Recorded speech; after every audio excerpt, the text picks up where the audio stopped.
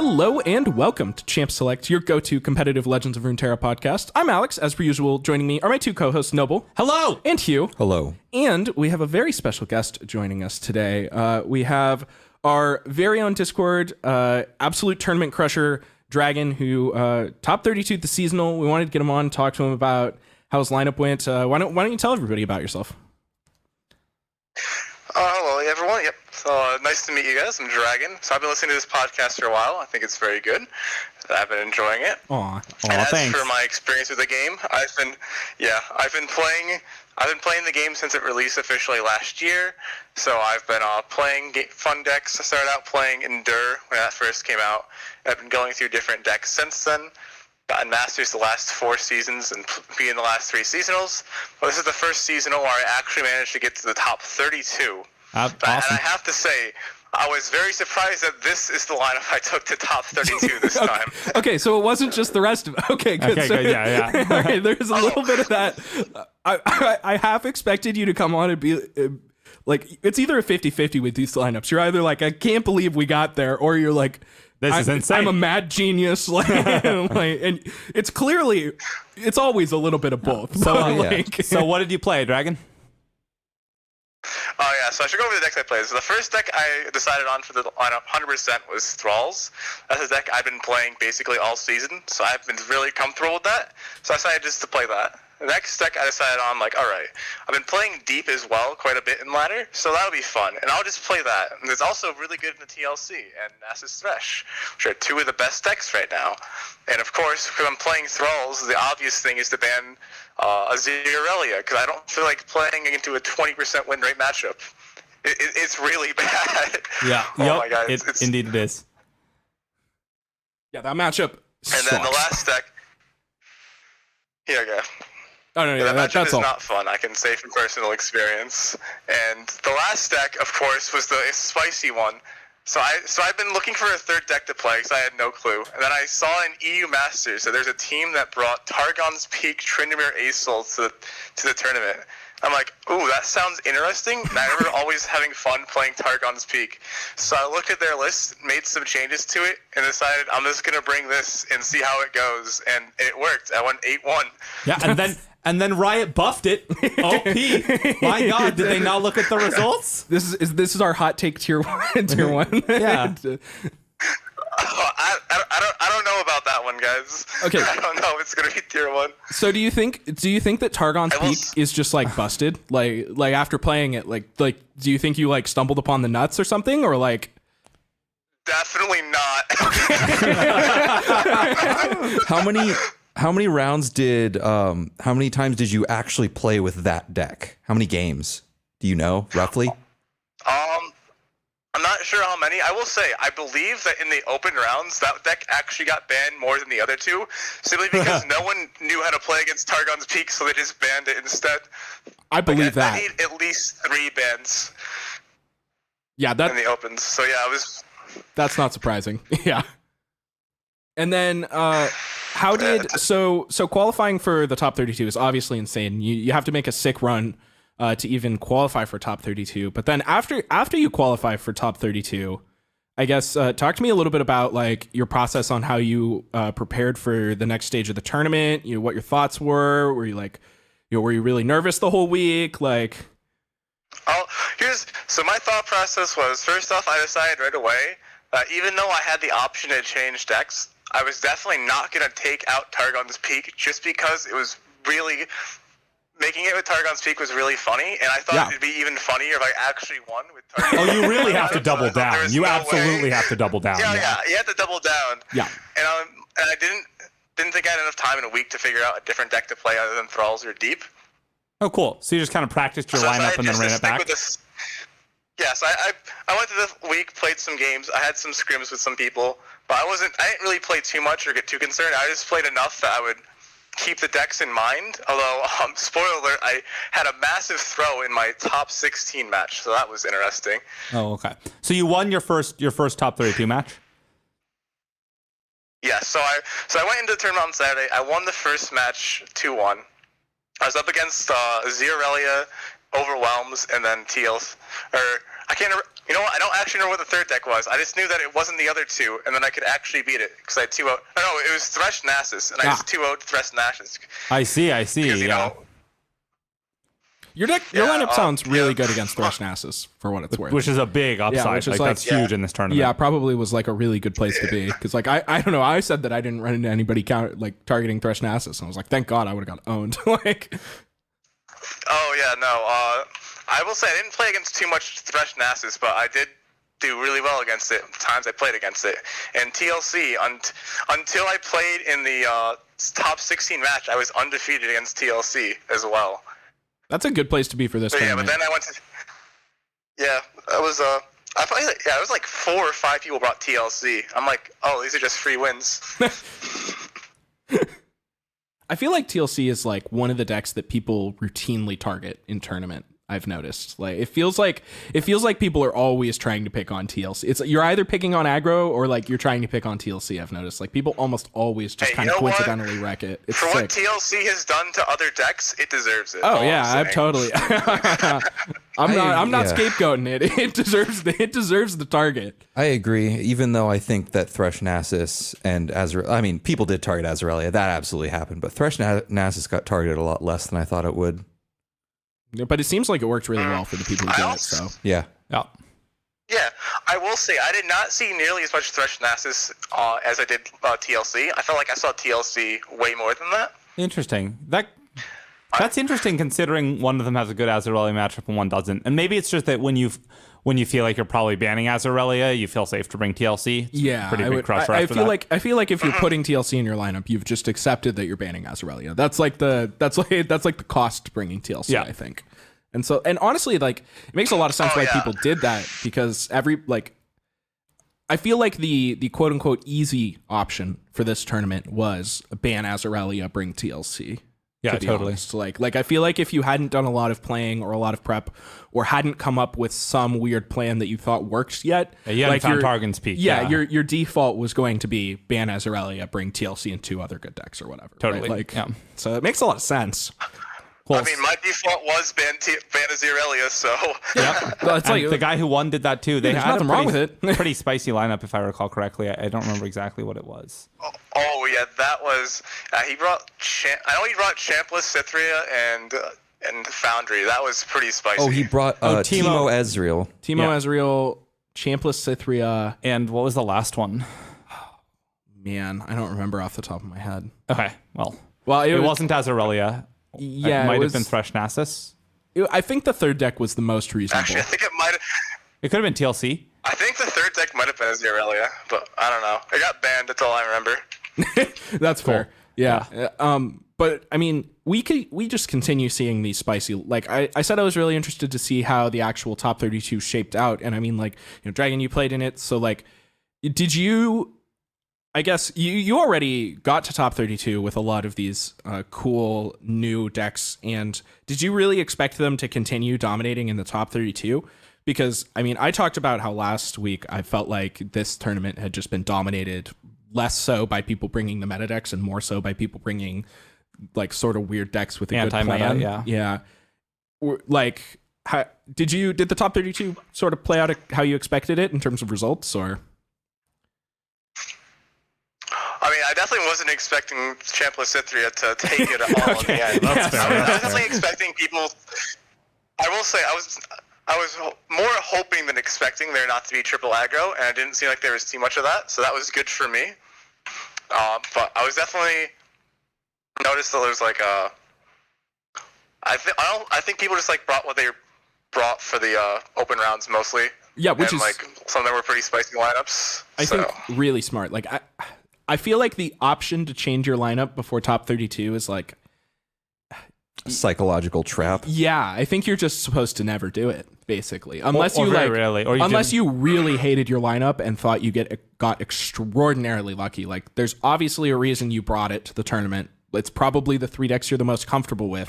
Like, we keep preaching, play the decks you're comfortable with at these tournaments, and like, Absolutely. I don't know, like maybe, hopefully, people are finally listening. Yeah, it where- could be that someone found like they like thought they had a really good lineup and they were really cool with it, and then they found one particular gaping hole that they never thought of, and they needed to patch that hole. Yeah, Yeah, that kind of thing. correct me if I'm wrong, but do you Did you see the bracket before you submitted your decks for top 32, Dragon?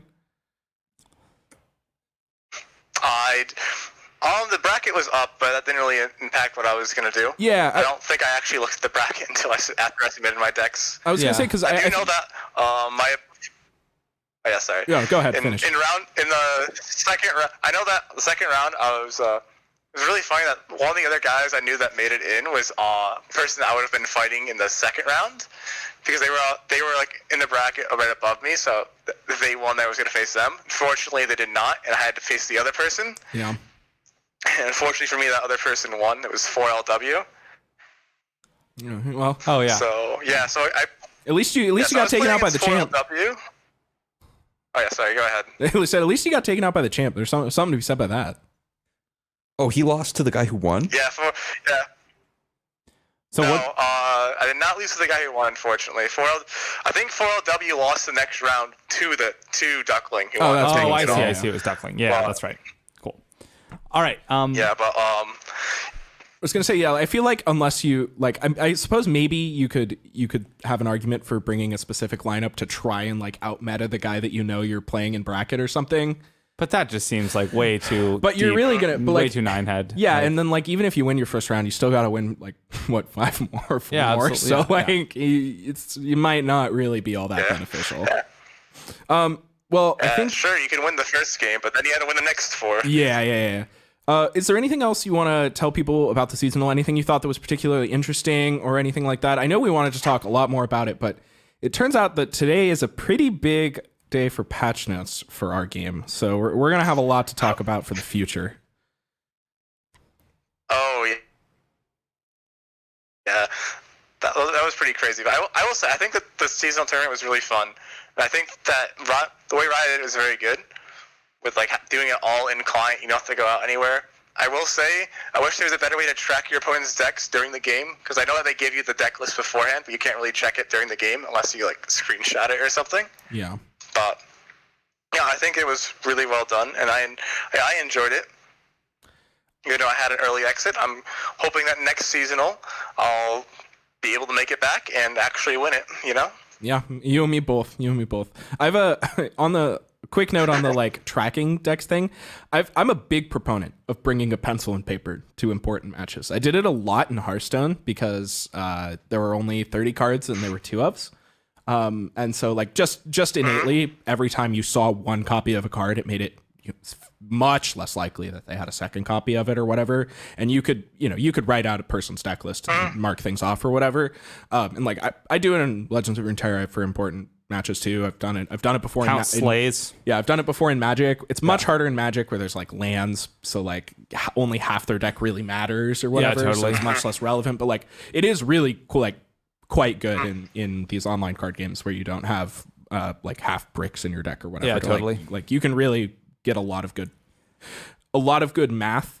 Yeah. Deep is the same way, where like if you were playing Deep perfectly and you would know every card in your deck when you got down to 7 or 8 cards. Yeah. And you would really be able to craft a plan around it. And that's a very hard part of it. Usually, hopefully you're winning by them with giant sea monsters, but not always. Yeah, that's the type of thing where like I'm never gonna do that in a ladder game. Like I'm not that much of a psycho. I'm not Yeah, I'm not totally. gonna I didn't. Yeah, I'm not going to get out the pen and paper in a ladder game, but I am absolutely going to do that in a tournament game. Yeah, for sure. You bet your ass. Like if I'm playing deep, my opponent playing deep, I'm writing all the cards down. Yeah, Like, totally. I got to know what's happening here. Okay, so I think let's get into our new cards. So I know that we've got a lot of new spoiled cards. We got to talk champions, about the first champ spoiled Rek'Sai last week. So we're going to talk about Pike and Echo. And importantly, all of the random region cards. Yeah. So we have a ton of new cards and like something obscene like 45 to 50 balance changes as well. So we're going to probably spend the next hour plus talking about all of the crazy stuff that is going to happen tomorrow when this patch drops, or yesterday, because you're going to be listening to this on a Thursday. I might try to upload it tomorrow. Regardless, totally. we're definitely a fair warning. We're not going to have time to talk about every card. So if not there's in depth anyway. at least not in depth. So if there's a specific change or anything that you want to talk about that we happen to gloss over, or you disagree with some of our opinions, you can join our Discord and talk about it. Maybe put a question for next week, and we can go back and address the ones that you guys really want to hear about in case we gloss over it. So Okay, so let's get start into out. it. I'm going to read kind of a whole rundown of Echo. So he is the Piltover and Zon champion. He is a 4 mana, 4/2 with quick attack, classic assassin stat line. If they made him, they couldn't make him a 5/2. Yeah, they couldn't. I guarantee you, this card was a 5/2 before they released it, and then they were like, no. "Oh, guys, like even we gotta figure something else out." Yeah, and luckily he does a lot of cool stuff. So he has Strike, create a fleeting time trick in hand. And then says, level up, you've predicted 5+ times. When I level up, create 3 chrono breaks in your deck. So first, the thing he creates on Strike is Time Trick, which is a 2-mana burst Piltover and Son spell. It is collectible. You can put it in your deck, and it says predict and draw 1. So this is kind of like the first cantrip we've had in LOR. The chrono breaks are 4 mana slow spell, 3 mana slow 3 mana slow spell. there are 2 different ones. What? It's a 3 mana slow cell that says revive all allies that died this round, then rally. And then on his and on the other side, Echo is a 5/3, and the fleeting time trick he creates costs 0. The other card, his champ spell, is Echo's Called Shot. Called Shot is a 2 mana slow spell that is says draw 1, then create a Parallel Convergence in your deck. Parallel Convergence is the start a free attack with an exact ephemeral copy of each ally for 4. That's a slow spell. So both Parallel Convergence and Chrono Break, what he shuffles in, then in what his champ spell puts in, are both kind of like weird pseudo rally with upside effects, and neither of them you can actually put in your deck outside of creating them with this card. Okay, that's a lot. Exhale. Yep. Yeah, whew. That was more text than Lysandra might have. I think. I think so. There's They a really lot like going on making there. these champions that like create 2 different cards over like 3 different things. It's like another. Yeah, Lysandra was one of them. Yeah. They do a lot of stuff now. So these days. when we boil through all that text, let's get to the parts of this card that matter. So it's a 4 mana 4/2 with quick attack, strike, draw a card, basically. Yeah, it is fleeting, so you do need the 2 burst mana to leverage that card. Yeah, that's true. So you can't do it later. You have to spend the 2 mana on the single turn, which is pretty bad. Like that's one of the big strengths of Zoe is that she lets you cast this super cool star chart at your leisure or Yeah, whatever. totally. And it especially kind of sucks because like predict is definitely one of those mechanics that like you would love to be able to be like, I don't really know what I want this turn. Yeah, totally. Like I would Bank love some to spell play it mana. on your turn and then have a better idea of what I'm going to need for the rest of the game, you know? So it kind of sucks that it's fleeting.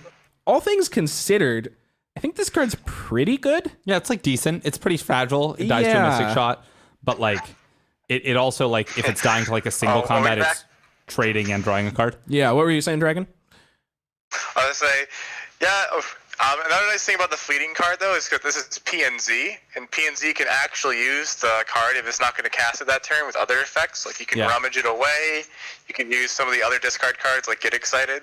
So there's definitely a lot more potential for creating a card in hand for a PNZ card than for Zoe, where you don't really have any way to discard in Targon other than Spacey Sketcher. Yeah, totally. So that's definitely a Yeah, Spacey Sketcher big just does upside for him. that same thing. Yeah, Echo might like fit really well. So having to predict 5 times is a pretty big ask to level. Just because like that's a lot of mana invested in this like kind of card selection mechanic. But it could replace things like Victor in these like Zoe Victor Vi decks. Like you might play a couple Echoes instead of like you might play Zoes and Echoes instead of Victors. That does seem better, probably on Yeah. most of the time. It feels like, I mean, I guess Echo is more fragile, but he feels like a much less embarrassing body on turn 4 as well. Yeah, totally. Like especially if you have the attack token, like attacking with a 4-power quick attacker. This is a nothing to no scoff body at. shaming. This is a body positivity podcast, Alex. You might not want to tune in for the last half of this patch then. Yeah, no kidding.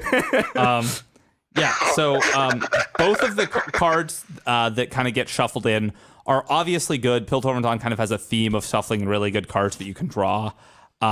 These are nice because not only are they just really good rate, they just end the game a lot of the time. Especially in combination. Yeah, totally. They're really insane in combination. Yeah, ridiculous. So, and that might not be entirely impossible. I mean, like, I don't really think that, I really don't want to play Called Shot, to be honest. Like, the only time I'd really ever play Called Shot is Echo's Called Shot, probably. Yeah, totally. And I don't really think it's that, I mean, I don't know. Maybe there's times for it. Like, I'm skeptical that will be right, but Yeah, I two feel mana like draw a card, put a good card in your deck is like not. yeah, and maybe there will be better players than I that are really going to know exactly when they need to be playing Echo's Cold Shot versus saving another Echo or whatever. So it could be interesting. All right, I'll go through the followers here quick, unless you have anything to say about specifically Echo. No, not at the moment. Cool. So the kind of support spells we got are Time Trick, the one that was created, the 2-mana burst spell, predict, then draw one. Pretty good cantrip. I could see decks playing this. Then there's Drop Border. If you see me in a prediction, summon me, and it's a 1-mana 1/3. That's kind of cool. There's I want to pause real quick on that card. I think that card is being heavily slept on right now. yeah. I think that card is insane. I talked earlier about how like we just needed that card seems nuts. we just needed like a couple, like even one more card for that said when I'm predicted or when you see me in a predict do blank for me to be like really excited to play a lot of these predict cards. And the fact that we've gotten this one too now, very happy, especially because it's a body that's going to block against aggro. It's exactly what predict wants. Yeah. It's an early body. Even if you play it on turn one, you're not going to be that unhappy with it in this deck most of the time. I think It's just when you see it, right? You don't need to pick it. No, you don't have Correct. to pick it. You just get You a free get it. 1/3. Yeah. It's great. Just get a free 1/3 and then you pick something Okay. else. Yeah, it's quite good. Yes, I also believe it just gets summoned, so you can't even pick it as well. From what I saw some of the gameplay with it. Don't earlier. let you pick it. It's Yeah, like, you no, you don't want this one. Yeah, you like look at the top 3 and then it's in play, and then you decide between 2. I think. Great. Kind of how it works. That's even better. I can't accidentally Yes. misclick it. Yeah. So then we have Time Winder, which is a 2-mana fast spell. To play, discard 1, deal 1 to an enemy or the enemy nexus, then deal 1 to another. And then there is the 3-mana Practical Perfectionist, a 4/2 assassin stat line. Play, predict, and then create 3 copies of the chosen card in your deck.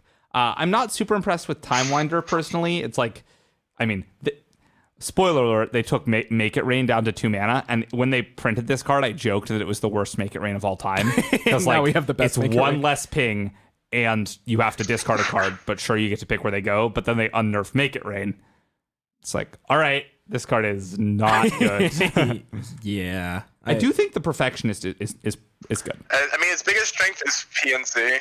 Yeah, absolutely. You absolutely have to Yeah, abuse that discard for me to even consider this card. Yeah, like or be discarding like the free cards that Echo makes. Yeah, totally. Or Draven or whatever. Yeah, your ballistic bot or whatever. But like if you're discarding real cards, I do not want to be doing that. Yeah.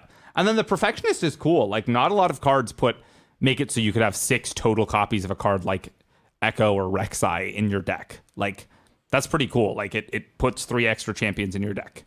That does matter. It does. I don't know. I'm not convinced it's good personally. Yeah, me either. I think I'm leaning heavily towards the card's bad, but we'll definitely see. It does cool things. I mean, Yeah, because you also can't. hey, you can predict 3 champions into your deck. Yeah, you can't make the. You can predict I'd like to 3 make the champions into 1/3, your deck. Yeah. Yeah. but you can't make the 1/3 unfortunately because apparently have to it pay comes it. Yeah, straight no, out. Yeah, that makes sense. That's a little unfortunate.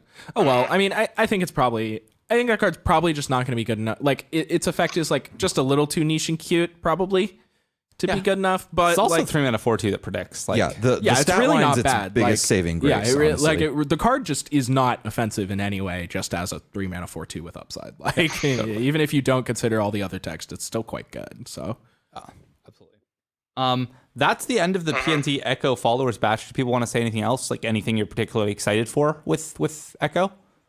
do you have anything you want to say, Dragon? I think Echo is probably going to be forced to be with Shurima just because there's not enough predict in PNC for him to consistently level. Absolutely. But I think is like with the especially with like the 1/3, now that you can summon that, so you have more defensive options for predict early on, so you're not completely dead in the water while you set things up. I think the architect could be pretty powerful. Looks fun to play. Yeah, I agree. I think PNZ had a big problem, or like Predict in general had a big problem with having an issue fighting for the board while doing the Predict payoff things that they're trying to do.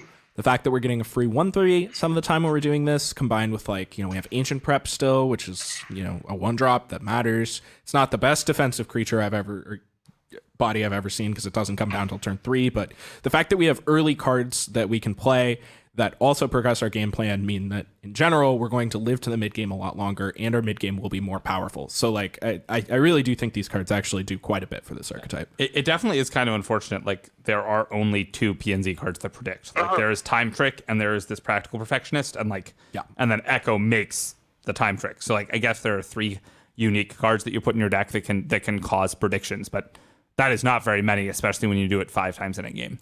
Yeah, Echo's not going to be leveling that much, I don't think. I mean, I guess predict when you kind play of Shurima, naturally will like chain into each other if you want it to. Yeah. So like maybe it actually isn't quite as hard as we're making it seem, because by the time you've predicted once, you're more likely to predict twice. Yeah. I mean, isn't is the card that you shuffle in a copy and then predict? Shurima. That's Shurima? Yeah. Oh, I thought that was PNZ for some reason. No. I also thought that. Damn. That's Shurima. I mean, and like when you play Shurima, you get like Zillion, that card, Scrying Sands, like There's a lot of them, ancient Shurima. prep, like Oh yeah. the 0 mana one. If you're that trying get- to turbo level Echo, you need to be you in need to Shurima. play Shurima, yeah, absolutely.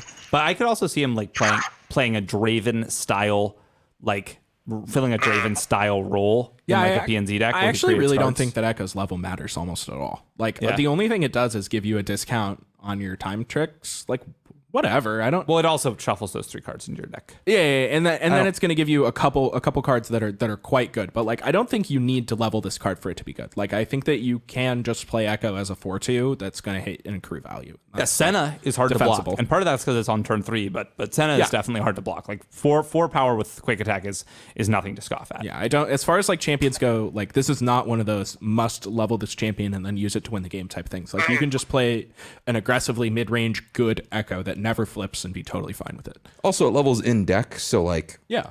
And like, if you play a long game, it will level. Right? exactly. But like it doesn't have to be a core part of your game plan, which is quite good. Absolutely. Speaking about core parts of game plan, are we ready to talk about Pike? Oh yes, and this one is. Yeah, this And part is. since you're predicting, you're more likely to find him. Yeah, totally. Yeah. So and then you'll find him, and then he can predict to find other cards. Yeah. Pike looks fun. Yeah. So Pike is a classic assassin quick attack. He's a 4 mana, 2/3 with quick attack and lurk as expected in Bilgewater, obviously. So there are a lot of things going on here. He says, when I lurk, so when he is the top card of your deck when you attack, I transform into Death from Below. Death from Below is a 4 mana spell that also has lurk.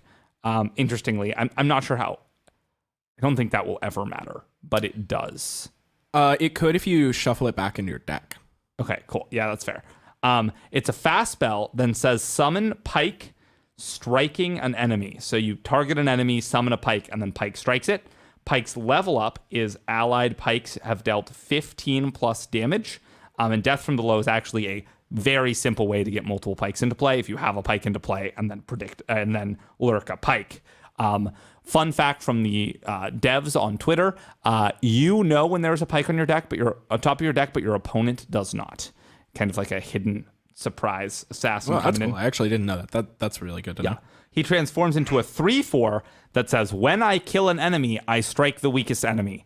So Oh he boy. chains through your opponent's board. It'll go one after another. If you end up with even 2 lurk triggers, he's a 5/4. And if You're just gonna kill your whole board if you play Death from Below, it's gonna every time. it's gonna hit a 4/4 and then kill all of the weakest things, and then maybe stop at like a 5 toughness tough unit or something. Like, what are the things that are going to survive these Pike attacks? Like Eclipse Dragon? Like, Yeah, absolutely, This just kills everything on your opponent's board. and then even then the Eclipse Dragon's going to be at 2 health. Yeah. and Pike is not risked at all in the making of this movie. Like he just No Pikes were harmed. he, No like, promises for he hits their everything whole- else. He strikes their whole board and then nothing else happens. Like he doesn't get Well, no, then damage you back. kill your opponent. Well, yeah, but like he doesn't take damage back. None of that. And then his champ spell is Bone Skewer. The card As from- expected. Yeah, the card from last expansion that says an ally strikes an enemy, then moves to the top of your deck. So that's good because Pike wants to strike and he wants to be on top of your deck to be transformed. So that just kind of all works. This champ is so sick. Yeah, I love this I champion. love everything about this champ. He seems good. The flavor is on point. All of his abilities are all of his cards are named after his abilities, and they're all cool and they're all on flavor. And I'm very excited. And he does about this the card. iconic Pike kills your whole team. Your whole team. Yeah, somebody else should take the analysis on this one. I'm just gonna gush. Cool. I think he's pretty good. He's obviously the payoff the Lurk deck needs. I'm still skeptical if the Lurk deck can be anything but Shurima Bilgewater, but I do think it will be a powerful deck. I'm very excited to play it on release tomorrow. Kind of exactly what the deck needed. It's a really hardcore finisher, good removal spells. Like it is him, his champ spell, and what he transforms into are removal spells, and he also makes people chump him because of the quick attack. And he gets going to have like 5 or 6 power.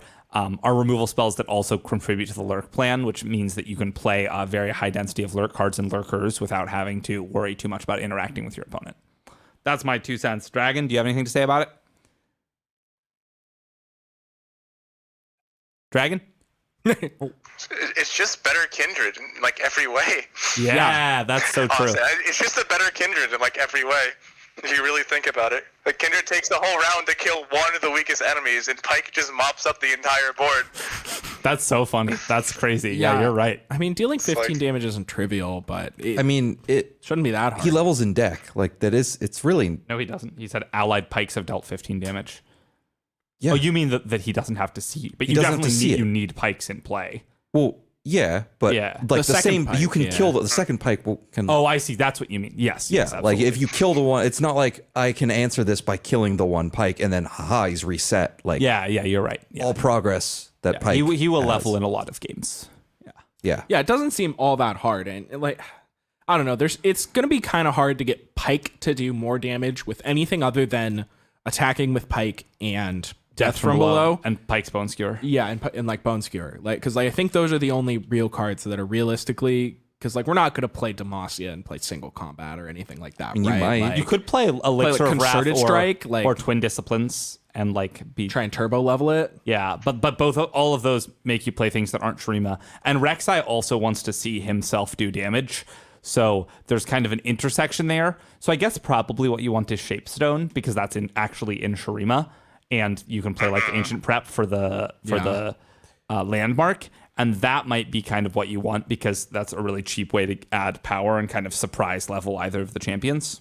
That doesn't seem too bad. Yeah. anytime I see stuff like this where like 2 keywords are very much 2 regions, everyone's like, well, you got to be these X2 regions to make this deck work. I'm always very dedicated to finding a way to make the deck work while not being like, I really want to figure out how to make Echo work without Shurima. I Totally. really want to figure out how to make Pike work without once Shurima. again Shurima. Can I ask what your initial brainchilds are? Do you have any places you want to start that come to mind? For Echo, my first 2 thoughts were to play with Zoe and with Karma. Okay, that sounds sick. I And mean, obviously we're playing it with Karma. yeah, of course. Yeah, any champion. Yeah. Doubling the Death from Below is really sick. And also yeah, exactly. And well, that was for Echo. But Well, yeah. why not Pike too? Do it Yeah, all. no, Yeah. absolutely. I mean, I'm gonna play Karma with everything because they buffed her, but we'll just get put to that. We'll just put one Karma in every deck. There we go. Exactly. Pike, I'm not sure exactly what other region I haven't thought as much about Pike. I was much more excited about Echo. Everyone was really pumped for Pike, and I was just like, he seems good, and kind of moved on.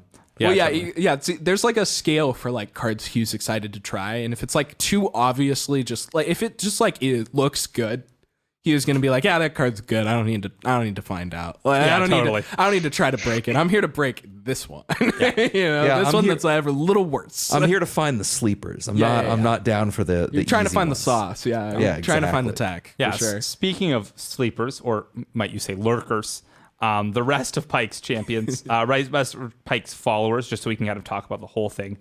The big boy, the 8-drop Jawl Fish. That is what Jawl hunters are hunting. Pike was one of the Jawl hunters. He died inside the They're fish's not gonna mouth. win. Yep.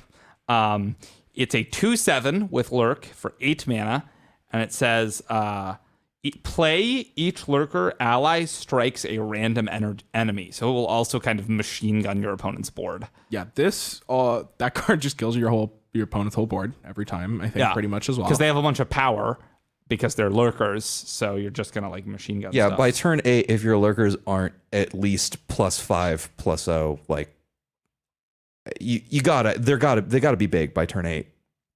And this card's gonna kill everything on your opponent's side of the board, probably. Yeah, totally. The other things, there's We'll Pike. say they all go on the stack at once, kind of like Rex. Oh yeah, sorry. Oh, yeah, go they all go on the stack at. Yeah, they all go on the. Yeah, I saw in the game some gameplay for this earlier. They all go on the stack at once.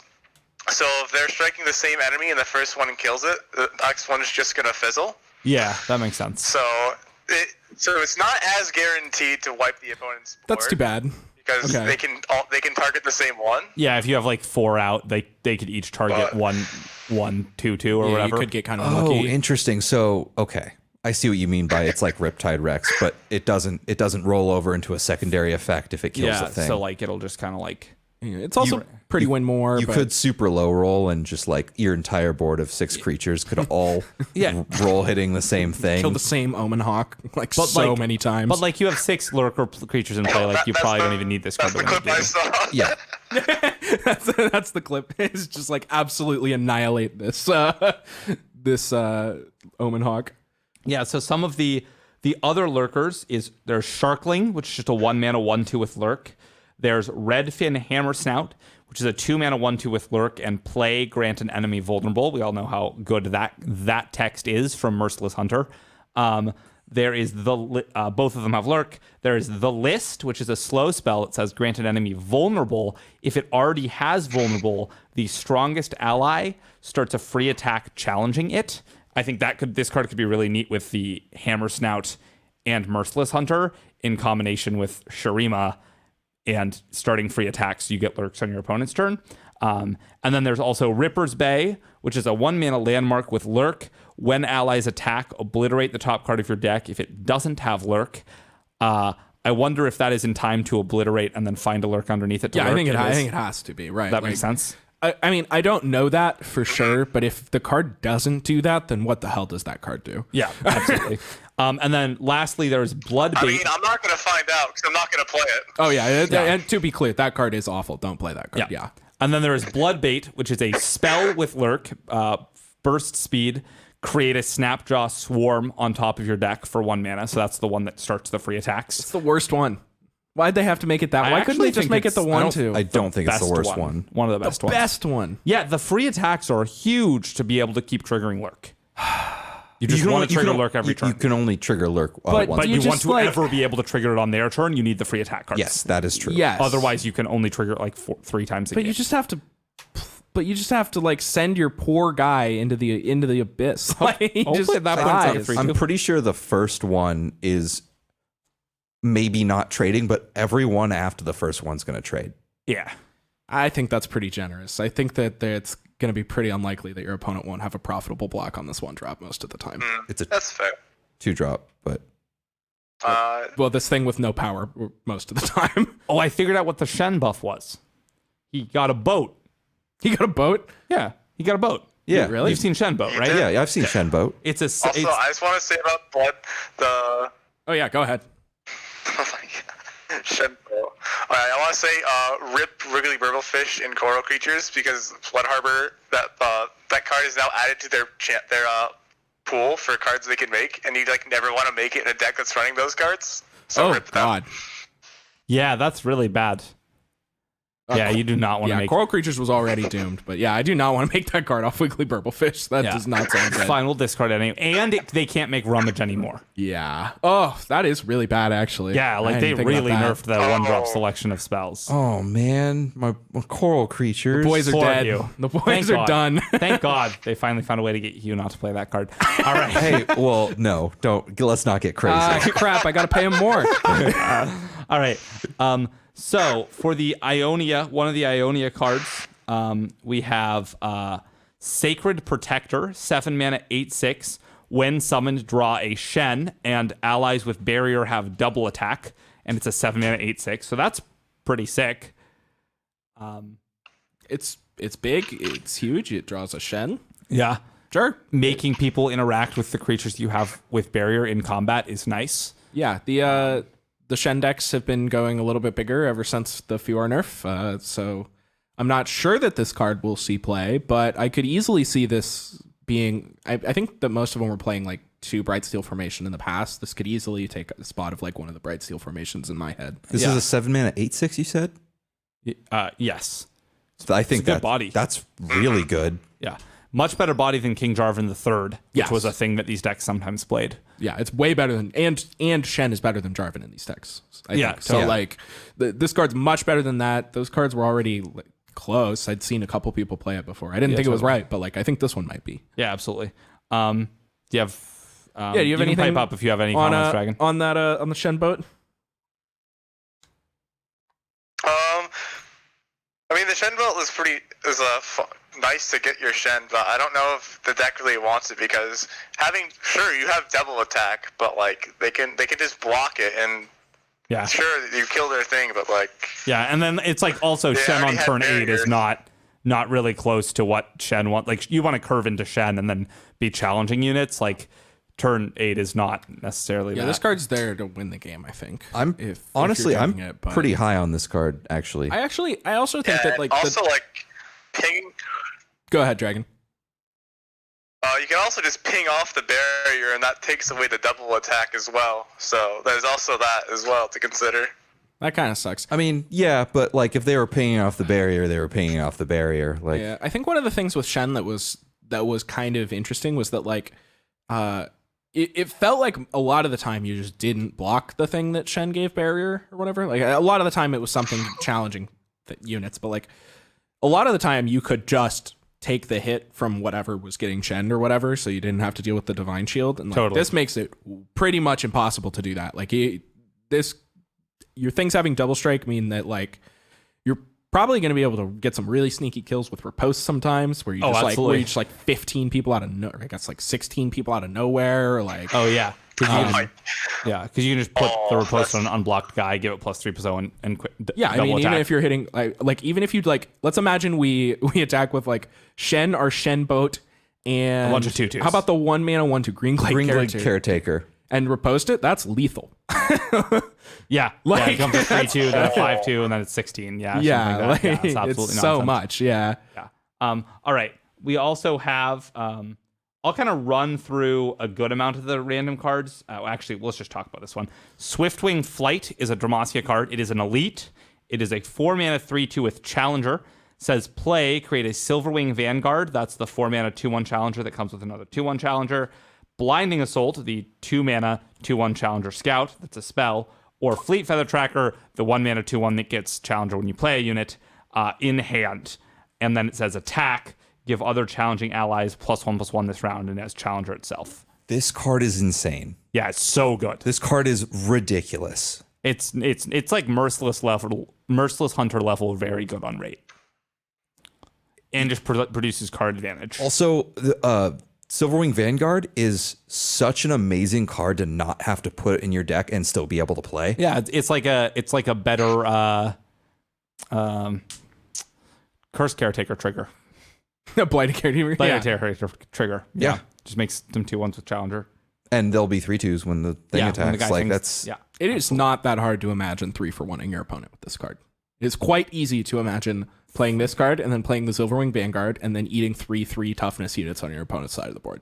Yeah. That is absurd. I mean, it's 8 mana for all of that, sure, but like, I mean, they spent mana on their units, man. yeah, Like, exactly. yeah. It's not like we're eating nothing, right? Like, Yeah. and the fact it has so much versatility. I'm really high on this. Yeah, card. we can also play this on turn 4, like after an MF or something. Get the Blinding Assault, play the Blinding Assault, then attack, and then attack with both or something. Yeah. Yeah, it's really good. Moving on for some. This is the Shen buff. Oh yeah, this is a Shen buff. Yeah. You're right. Probably a better Shen buff than the other one. Like this card makes me want to play This Shen card Jarvan seems pretty good. way more than anything Than the else. boat. Yeah. This card's Yeah. really good, and it has challenge. Like Anyone this, playing the Raunt Chevalier is going to play this card instead. Yeah, totally. it's so much better than Lawrence Chevalier. Yeah, because like I mean, you're gonna play them both. I don't think that's true. Maybe, but like What? maybe it's How just many a 4-mana ticket spot. 3/2s can you play? Imagine. No. Wait, Laurent. Oh, Chevalier. Sorry, I thought you meant Protege? Protege. The 3-mana 2/4. Yeah. Because I was gonna say like that curves beautifully. No, okay, I see what you mean now. Yeah, totally. Can you imagine ever killing a Screeching Dragon with with this card? But it's getting +2/+2 every creature. +2 Yes. every time it eats a creature. Oh my god. Yeah. Do you ever win the game where they curve Protege this card into Screeching Dragon and none of them go immediately unanswered? you'd have to be doing something pretty special, I think. Yeah. Like TLC, which isn't doing anything special anymore. So we'll get to all of this. I love how much we get to talk about the spoilers and the new cards. So we got Treasure Seeker, a 1-mana 2/1. This is Shurima. When summoned, create a Waking Sands in hand. Isn't that the 3-mana spell that says burst spell? It says draw 1 to create 2 Roiling Sands. Is it? I believe so. Oh, it's not that good. No. It's the 2-mana slow spell that makes a 5/2. The roll 5/2. That's decent, actually. So then there's Shifting Sands, a 6-mana spell that says slow spell that says deal 4 to a unit, summon 2 Sand Soldiers. And then there's a 5-mana burst spell called The Time Has Come that says summon a Clockling. If you've predicted this game, summon 2 again. So potentially if you've predicted 5 mana for 2 2/2s at burst speed. So, and we've talked before about how burst speed units are pretty good. So what do y'all think about this clutch of cards? None of these really speak to me, but You need to have predicted for the 5-mana card to make 2 2/2s, or it makes only 1. Oh, okay. That card, yeah, no, I'm not super high on that card. Yeah. These cards are fine, I think. Do any of these speak to you, Dragon? No. Yep. Not at all. All right. Next. Yeah, kind of agree, unfortunately. There are 2 Bilgewater cards that I didn't read in the Pike thing because they weren't lurk related. There is the 2-mana burst spell called Line 'em Up. Summon a Powder Keg and create a Knock 'em Down in hand, which is, I believe, a fleeting card. It's a fleeting card, 1-mana slow spell that deals 1 to anything. Yep. So kind of combines to be a slow 3-mana deal 2, because if the keg triggers off of this thing, with a lot more versatility than that. Yes, pretty much. Yeah. So you can, I don't know. It just seems like too much mana for that, to be honest. Like maybe it'll be good because you can line things up a little bit better. The Make It Rain buff in retrospect, makes this card seem much better.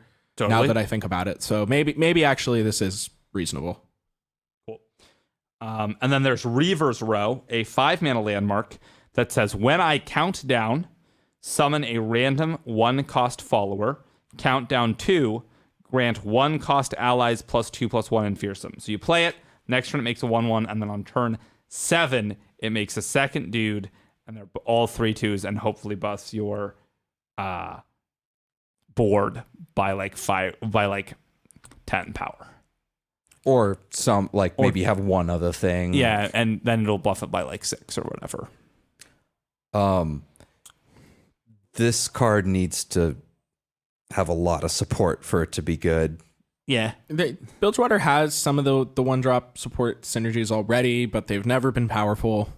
They've never I don't even think they've ever been close to constructor playable. So this card certainly isn't going to be good. This could be I don't know. I think it's always been an issue of critical mass, and maybe this is they finally found their top end, because I can't imagine you're going higher than 5 for a deck like that. Maybe Professor Von Yip has got to be better. It gives them all 2/2 when you play them. But I don't think you want to play PNZ. I think you have to play Noxus to get the good 1-drops. Exactly. Oh, that's reasonable. So I think that you do. There are a lot of good Noxus 1-drops at this point. We have almost reached a critical mass of good Noxus 1-drops. Maybe you could combine that with the good Bilgewater support for 1-drops. Maybe that gets there, becomes a good aggressive deck. But my guess is that it's probably just going to be less efficient than just playing the better cards, the better on rate cards, and you're just going to need to go off less. It should be more consistent if you just play the better cards, probably. Totally. Okay, I think that's all the new cards. No, that's not even close. Not even close? Yeah, we have 7 or 8 more. Oh my god. Yeah. There's so many. So there are 2 additional PNZ cards, or 3, sorry. 2, the Boom Baboon, when I'm summoned, create a Flame Chompers. We did already talk about this one. How could I forget about that guy? I don't think we did. We talked not. about it in a group chat. Oh, I see. There's the Volunteer Elnuck, the 3-mana 3/4. When I'm summoned, create a random Elnuck in the top 6 cards of your deck, and a 10-mana card called the Glorious Evolution that has Victor on a pretty fascist-looking poster. That's a 10-mana slow spell that says your cards have -1 cost, augment, and are created by Glorious Evolution. So it makes all of the cards in your deck created, retroactively. and then says, and are now tech, which matters for 1 card. To be fair, that 1 card will it's- absolutely destroy you if you have it in play and you start playing creatures. Isn't it like a 2 mana, like it's a 1 mana, All 1/3. text share all keywords. All texts share all keywords with each other. other texts, with yeah. Oh, I see. So like you'll stack keywords on this little 1/3. I only know all of this about this card because I got it in lab 2 days ago, and it was the wildest deck I've made in a while. Was Because it in a Heimerdinger deck? it was a Heimerdinger deck, and I had the power that said whenever I play anything, granted a random keyword. Oh yeah. So I just summoned a full board of turrets with quite literally every keyword in the game.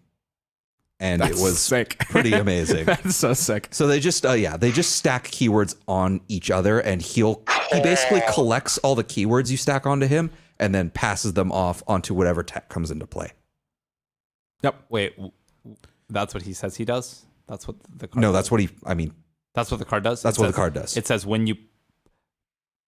It shares it with everyone. Like if you put an elusive one, they're all text or elusive? Or just yes. he's elusive? So when you it's play elusive. okay, so he has nothing, right? Uh-huh. You play an elusive tech. He gets elusive and then he shares the keyword. So if he died, would they stop having it? I don't know because they never killed that card. Okay, that makes sense. All right, we'll figure it out. Probably not, because usually it's a permanent grant. I don't think it matters. You shouldn't play those 2 cards. don't. You don't think yeah. we should play Glorious Evolution? No. I -1 don't. cost. Okay, they all wait. get +1/+0 when you play a card and or text. Yeah, I think this card might actually be Whoa, playable. no way. Really? Yeah, I think this might actually be a This playable card card. costs There's 10 mana and doesn't impact the board. at all. I'm aware. How many cards do you have to play to get your mana back on this? I can answer 10. it. 10. 10. You don't. You think you need to play 10 cards to get your mana back on this 1 card? Yeah, you do. Because Because it gives all of them -1 cost. Like in order for this to be efficient, you need to have played the 11th card So to have gotten your mana back, right? Okay, but all your creatures are getting +1/+0 whenever you play any card in the rest of your. Like we're just Oh, yeah, that's completely true. discounting. That's true. That's true. You stat gain. are getting stat gains for this, but like We're also completely I just discounting the can't- fact that Victor makes them all cost 1 less on That's top of why- all of this. Like there are things that we can do to make this card good. I I'm just not don't saying think this you can card- ever get 10 mana worth of I'm value not out of it. saying this card is good. But I'm also not saying that I'm not instantly saying this card's terrible and unplayable. Like Okay. this could work. I think it's terrible and unplayable. I know you do. Yeah. And it's not even close. You I guys want to think. hear a hot take from me? Yeah, for this please. card? My hot take is that they might have to do a hot fix for this card because it enables some interesting situations with this certain card called Evershade Stalker, and Oh yeah. and some other shenanigans like that. Because if you have Victor on field and play Glorious Evolution, Evershade Stalker will now cost 0 mana, and you can keep making more of them in hand. And replacing them, and they'll have you will infinite be able power to eventually. Infinitely, Yeah. yeah, you'll be able to infinitely buff whatever units are left as well. Yeah, that's really interesting. It's pretty hot. So that And once again, I don't know that that's necessarily that's pretty good. high. Except there's also the fact that Yeah, it requires you playing a 10 mana sorcery and it's- having flipped your Victor. it's probably not good. But the thing Yeah, is, you don't it is have hot. to stop as well, which is why I think it'll cause a hot fix.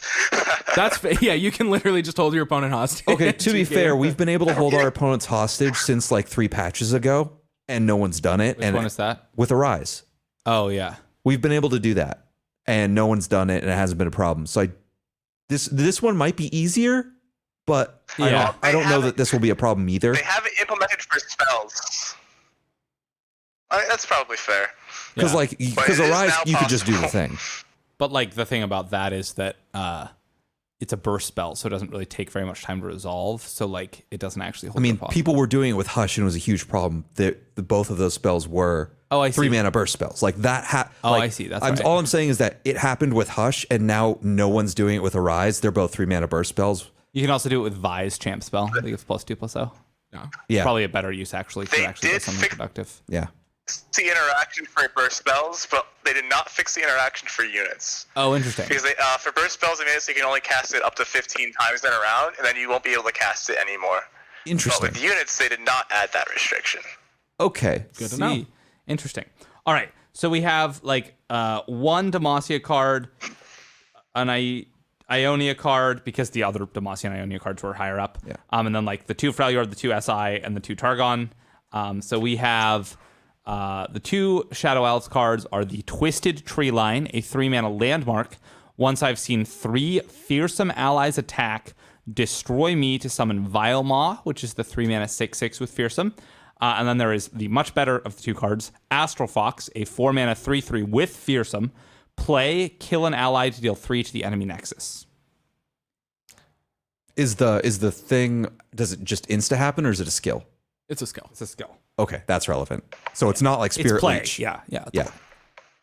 So, I mean, Astral Fox is really, really good, I think. Maybe not really, really good, but like it's obviously going into these same decks that have already been trying to do these aggressive sacrifice things, like Spiders mostly. Spiders. It's like another Imperial Demolitionist. Really good with a addition much to better Spiders in particular. The aggressive Shadow Isles decks are definitely going to play this card in some number, I think. Yeah, absolutely. It pairs well with Doom Beast and Demolitionist to have a aggregate lot of burn out of your units that you can double up with Stalking Shadows that also got nerfed, but we'll talk about that later. I'll just kind of keep moving on, and if people really want to say stuff about particular interactions, you can jump in. There is the Ornn Poro called Fabled Poro. He's a 4-mana 2/5. When I'm summoned, grant all ally Poros a random keyword. That card is just fun. Little Ornn looking guy with horns and a hammer. Then we have an 8-mana Abominable Guardian.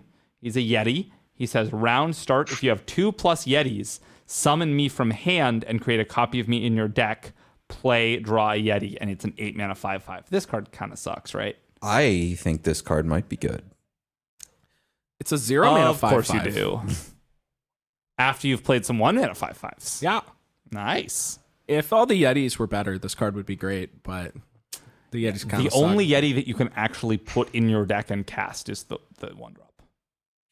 No, Or Ancient some Yetis. 1-mana Ancient onesies. Yeti.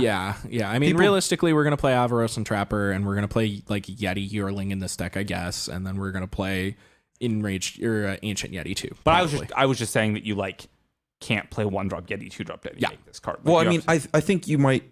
I'm not saying like where we need to cheat the card out like super fast. I think like this could just be an addition to the decks that exist already with Yetis in them, and then you'll hit it and be like, hey, look, it costs 0 because by that time, like I don't think it's entirely unreasonable to have Yetis in play.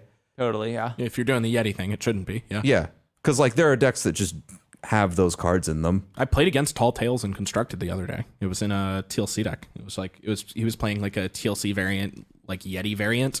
Interesting. Instead of playing like his sweepers for some reason. That sounds bad. It was. I think I lost to it, but it was bad. I think.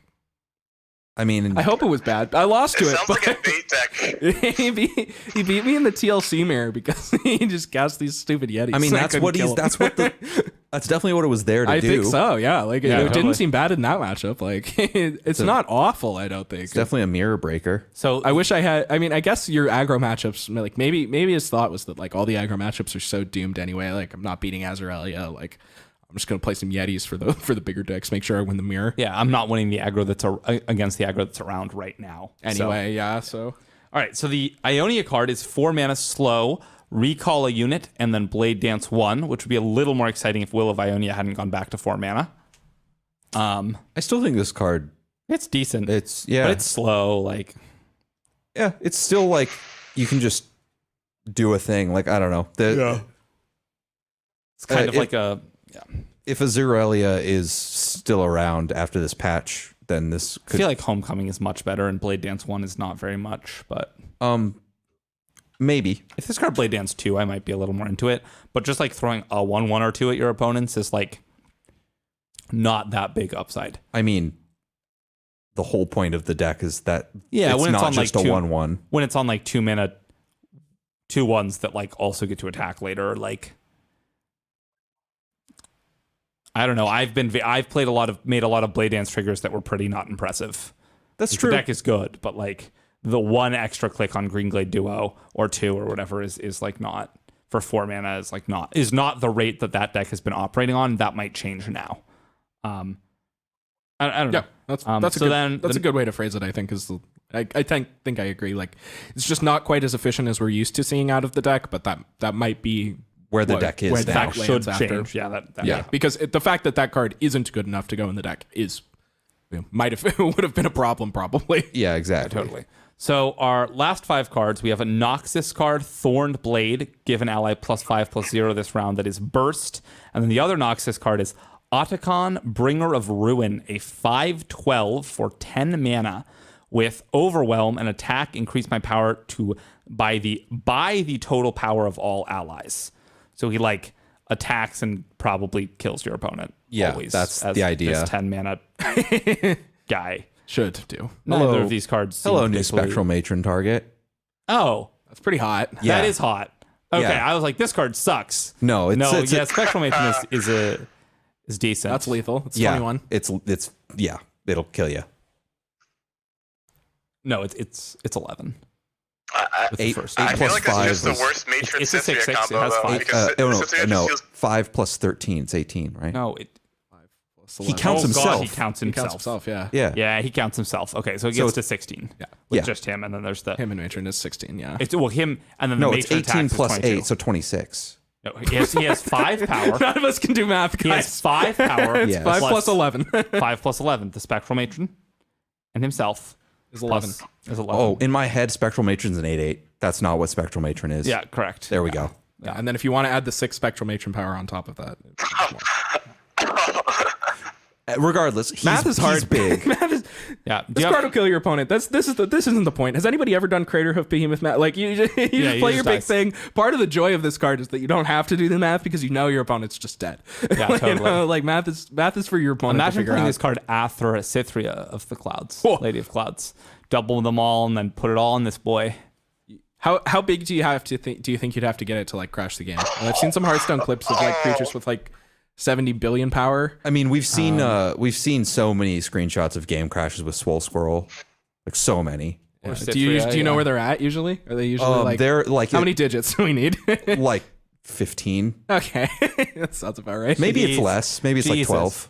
Yeah, okay. Dragon, do you have any thoughts about these before the Targon and Demacia card? I will say, Atacon was making me think about playing Targon's Peak Noxus because you could also cheat Farron into play. Oh, that's I just pretty don't cool. think there's enough of a reason to go into Noxus for Targon's Peak, unfortunately. Yeah. Maybe in the future. But that is pretty cool. I saw a Noxus Targon control deck running around that used Noxus removal and Targon control stuff. Like, that was kind of interesting. All right, so we got some 2 kind of medium, if you ask me, Targon cards. 3 mana burst spell, Starlit Epiphany.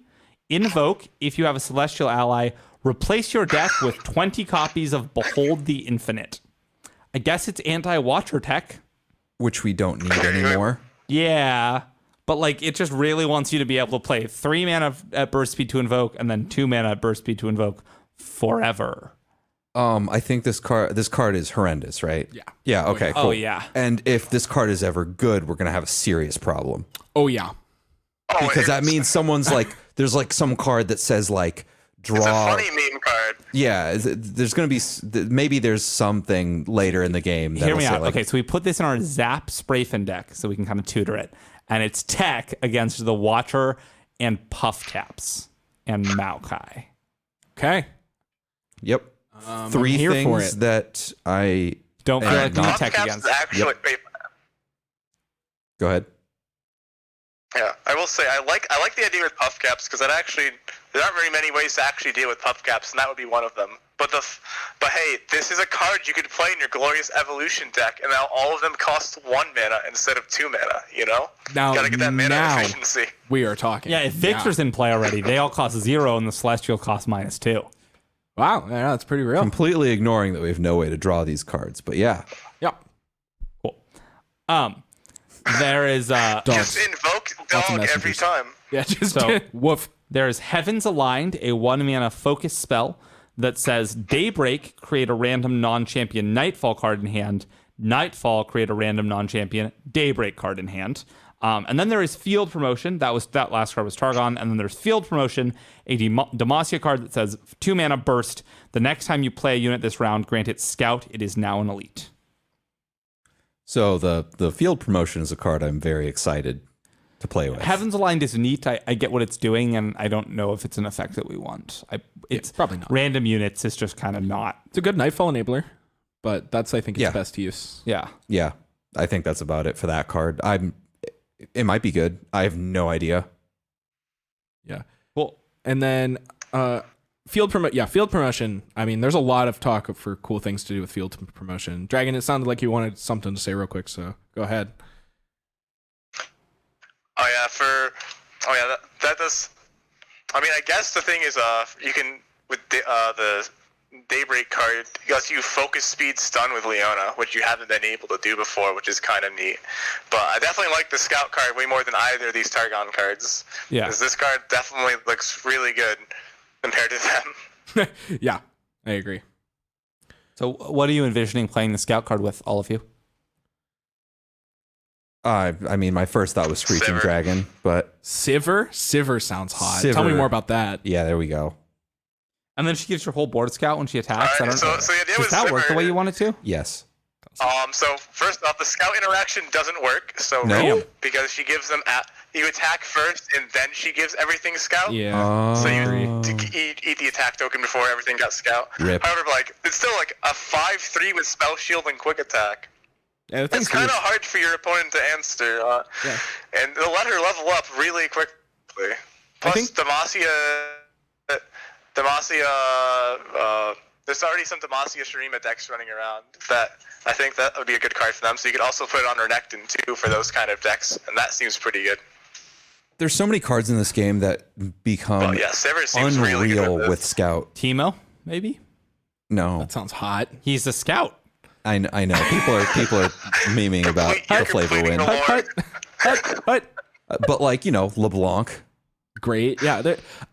I think the most realistic place for this in my head is that I might put one of these cards in my Dragons deck, my Shyvana Zoe Aesol type decks. Pretty good with Shen Shyvana. Jarvan. Yeah, maybe? giving Shyvana Scout seems really good.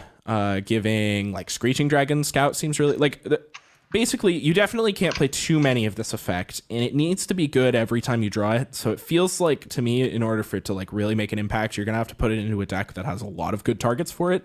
And the only deck that stands out immediately that's already built is Shyvana Aesol. There's a lot of really good things to give Scout in that deck. And it's already a deck that exists. I've seen some people. I think I saw a prospective Lee Sin Demacia Scout deck that somebody on Twitter had started brewing that looked really bad, but it was pretty cool. So There's definitely a lot of potential for this card, suddenly being able to give every creature in the game Scout. yeah, this is going to be one of those cards we're going to have to think about in future expansions. What if we give it Scout? Exactly. Can we break it? Yeah, totally. Yeah, Scout, when it was released, is obviously a really powerful keyword, and they had to really limit what they put it on. So this card, allowing that availability to everything, is definitely interesting. Are we ready to talk about the patch? Oh yeah, that's all of the cards. So I guess that's all the new cards. Before we go into the patch, do we want to say anything? Any predictions? Any cards you're particularly hyped about? Any last words, Dragon, on the new cards? For me, I just want to say this set looks great. Very excited I to play think with it. there's Yeah, go ahead, Dragon. Sorry. Yeah, I agree. The set does look really great, and there's one card I think we glossed over that can have a pretty big impact, unironically, and that's the Volunteer Elnuk. I think it's time for Elnuks to come back, guys. Believe it or Really? not. You just want to play 3-mana 3/4s and 4-mana 4/5s? Well, I mean, I'm sure the idea is that I mean, Troop. I like playing a 5-mana 3/3 that gives you an entire board. That seems pretty good. That's fair. Yeah, I guess Troop looks at the top 6. You can play Volunteer into Troop, and then always hit at least 1 3/4. Always hit at least 6 power off 6 of power and toughness off the Troop. Which is I don't know. Yeah, I've played some expedition games with Troop, and it is pretty nonsense sometimes. Yeah. Like I'll be honest. I mean, let's not forget that Elnuks had to get nerfed in a previous LOR world, right? Like Yeah, that card has been nerfed. it was That's too true. good in the past. Like we're not that far removed from it being too good again. What did they do? Did it? I thought it looks at 6 now, but did it look at 5? It It looked looked at at 10. Like 10. Oh, Yeah. God, it that's was like a right. lot. Yeah, it just like It looked at the top 10, I'm pretty sure. and now that we it suddenly have a bunch of was really support good. for all these cards that are making copies of a specific card in our deck yeah. that are feasibly playable. Can we play Elnuk predictions? Yeah, Yeah. exactly. Like that. Yeah. I predict yaks. I've looked into the future. It's full of yaks. All right. to die. We about ready to look at the Yeah, we want to talk about these patch unfortunately notes. no other Elnuk buffs, but I'm down to put myself in the Elnuk lobbyist. I think when we start making yak jokes is when we should probably move on. yeah. So without further ado, I think our yak jokes really gave people a yak. okay, I It's I gone. actually love that. That's the most support I've ever seen a pun get. 3 people and everybody was like, "Wow, good one." I mean, it was kind of low hanging I fruit, think but it like it was. I'm Yeah. glad someone made it because had to be said. I didn't think of it. So bravo. I did. But Alex had the bravery to speak when I One stayed might say silent. the audacity. Yeah. All right, so Yakdacity is a good band name. No, it isn't. No, it's not. But it was a word I wanted to say out loud. All right. okay, patch notes. Patch notes. This is the biggest balance patch this game has ever seen. And I've ever seen in any game. Yep. I think so. I Yeah. guess I only see ban announcements in MTGA, but like this is not a Hearthstone thing, right? They're not like 40 changes, go run. No. Hearthstone changes were very few and far between. yeah. I guess that this is only the second online card game I've really played, so I guess I don't have that much experience. But this patch is ridiculous. Yeah, they say at the beginning of it that their goal was to change at least 1 champion and at least 3 cards from every region, which they did. Like they said that basically because of the unhappiness and all of that stuff. I don't know if you're planning on reading that part, so I just wanted to kind of summarize it. oh yeah, go for Summarize it. the way. And that because of that, they kind of condensed a lot of balance changes they'd thought of all into one time to just kind of like set free into the wild. It kind of reminds me a lot of when there was this new Magic format was started that just started with no ban list. And so the first couple weeks were just the wild west of them eventually nerfing things. And I don't think they're going to have to nerf very much stuff here. But it's just awesome. Awesome time to be playing. Yeah, what do you think about this patch, Dragon, before we get into all the details? Isn't that a better question to ask after? Maybe. I think they really knocked it out of the park with this one. Cool. I mean, oh yeah, I haven't read the patch, guys. I swear, this is completely new information. Yeah, All fresh. let's read it first. Dragon's over here like, make it rain? Oh, wow. Wow, Really? That sick. card got buffed? Yeah. All right, so I'm gonna just go through all the champions first. Yeah. Yeah, let's do all the champions and then Talk go back about and it. talk about it and then go through all the cards and then go back and hit the key points. I Yeah, think just it's so a we good don't skip structure. down each card, just talk Yeah, about the whole thing. Exactly. Yeah. All right. Hit it. So, first champion change. MF got her overwhelm on her flip side back. Justice. That's it. Cool. Jarvan, he now only needs to see 3 allies survive strikes from enemy blockers. Instead so of down 4. from 4. Yep. Cool. So he levels a little bit faster. Trindamir's flip side now has tough. I think this is like arguably the most irrelevant champion buff I've ever seen. Yeah. Because what? Yeah, anyway. Yeah. Speaking of not irrelevant champion buffs, Karma costs 5 again. Whoa! All right. Let's This keep is- going. We'll come back to that. We'll come back to that, but I will just say that if they only made this change to the entire and did literally nothing else, I would be all in. You'd be buying the I would, cosmetics. All right. You did it. You unnerved Karma. Get out the wallet. I Time for legit some may skins. drop $100 just to prismatic everything I'm gonna play with this card. Every Ionia card. If I could like triple prismatic just Karma, I would. Take so notes, much, Riot. It's so much cooler to have foil Karma copying your foil Withering Whales. Oh yeah. Anyway, Karma costs 5. I'm excited. Aurelia now needs 14 allies to have attacked instead of 12, so she levels a little bit slower now. Yeah. Hopefully by a whole turn, but 2 more, it might not be a whole turn. But one less blade surge on that turn also matters a lot. But yeah, That's true. That is true. Bigger nerf than I think it seems, to be honest. yeah, she was already kind of hard to level, honestly. Yeah. All right. Riven buff. She now, like Aurelia, when you play her, when you have the attack token, she will do her Reforged thing instead of you needing to see the attack token even if you have it when you As play soon as her. Aurelia was released, I was like, why doesn't Riven fucking do this? Everyone was like that, and thankfully they've made that change. They have listened to the community, so that's good. So Riven is much better now. Yeah. I think that's a very relevant change. Yeah. Anyway, Heimerdinger gone from a 1/3 to a 2/4. Yeah. Much more what were you- survivable. what were you gonna Go say, ahead, Dragon? Oh. Oh, I was gonna say it doesn't feel bad to play Riven on curve anymore. That's pretty nice. Yes. Yeah, the It's like fact playing that on curve when you were attacking on 3 felt kind of bad Was because you so weren't gonna reforge. And now ridiculous. that you actually get the reforge, it doesn't feel nearly as bad to play. Yeah. Hecarim is now a 5/6, back to his old stat line instead of just a 5/5. Woohoo. Azir now levels up when you summoned 13 units, so that's definitely an extra What a turn. weird number. 13. Like, just it being an odd number and, like, it's just a weird number. Lucky number 13, dude. Yeah. Anyway. Nasus no longer has Fearsome on his base side. He will still have Fearsome when he levels to 2 and 3, but base Nasus does not have Fearsome anymore, which is pretty change. big. I don't think Yeah. I've ever seen a level 3 Nasus, but go off. Oh, I have. I have. Yeah. Anyway. Anyway, I can't beat Sundisk. Yeah. I have a history of losing to Sundisk. Yeah. it's true. Sivir now levels when you have dealt Oh, hey, Sundisk 30 just got damage nerfed, instead so of good for you. 35. Yeah. True. Sick. Sick. Talia now says, okay, She just doesn't need a landmark. It's a really weird wording change that looks like it changes what the ability does. It doesn't.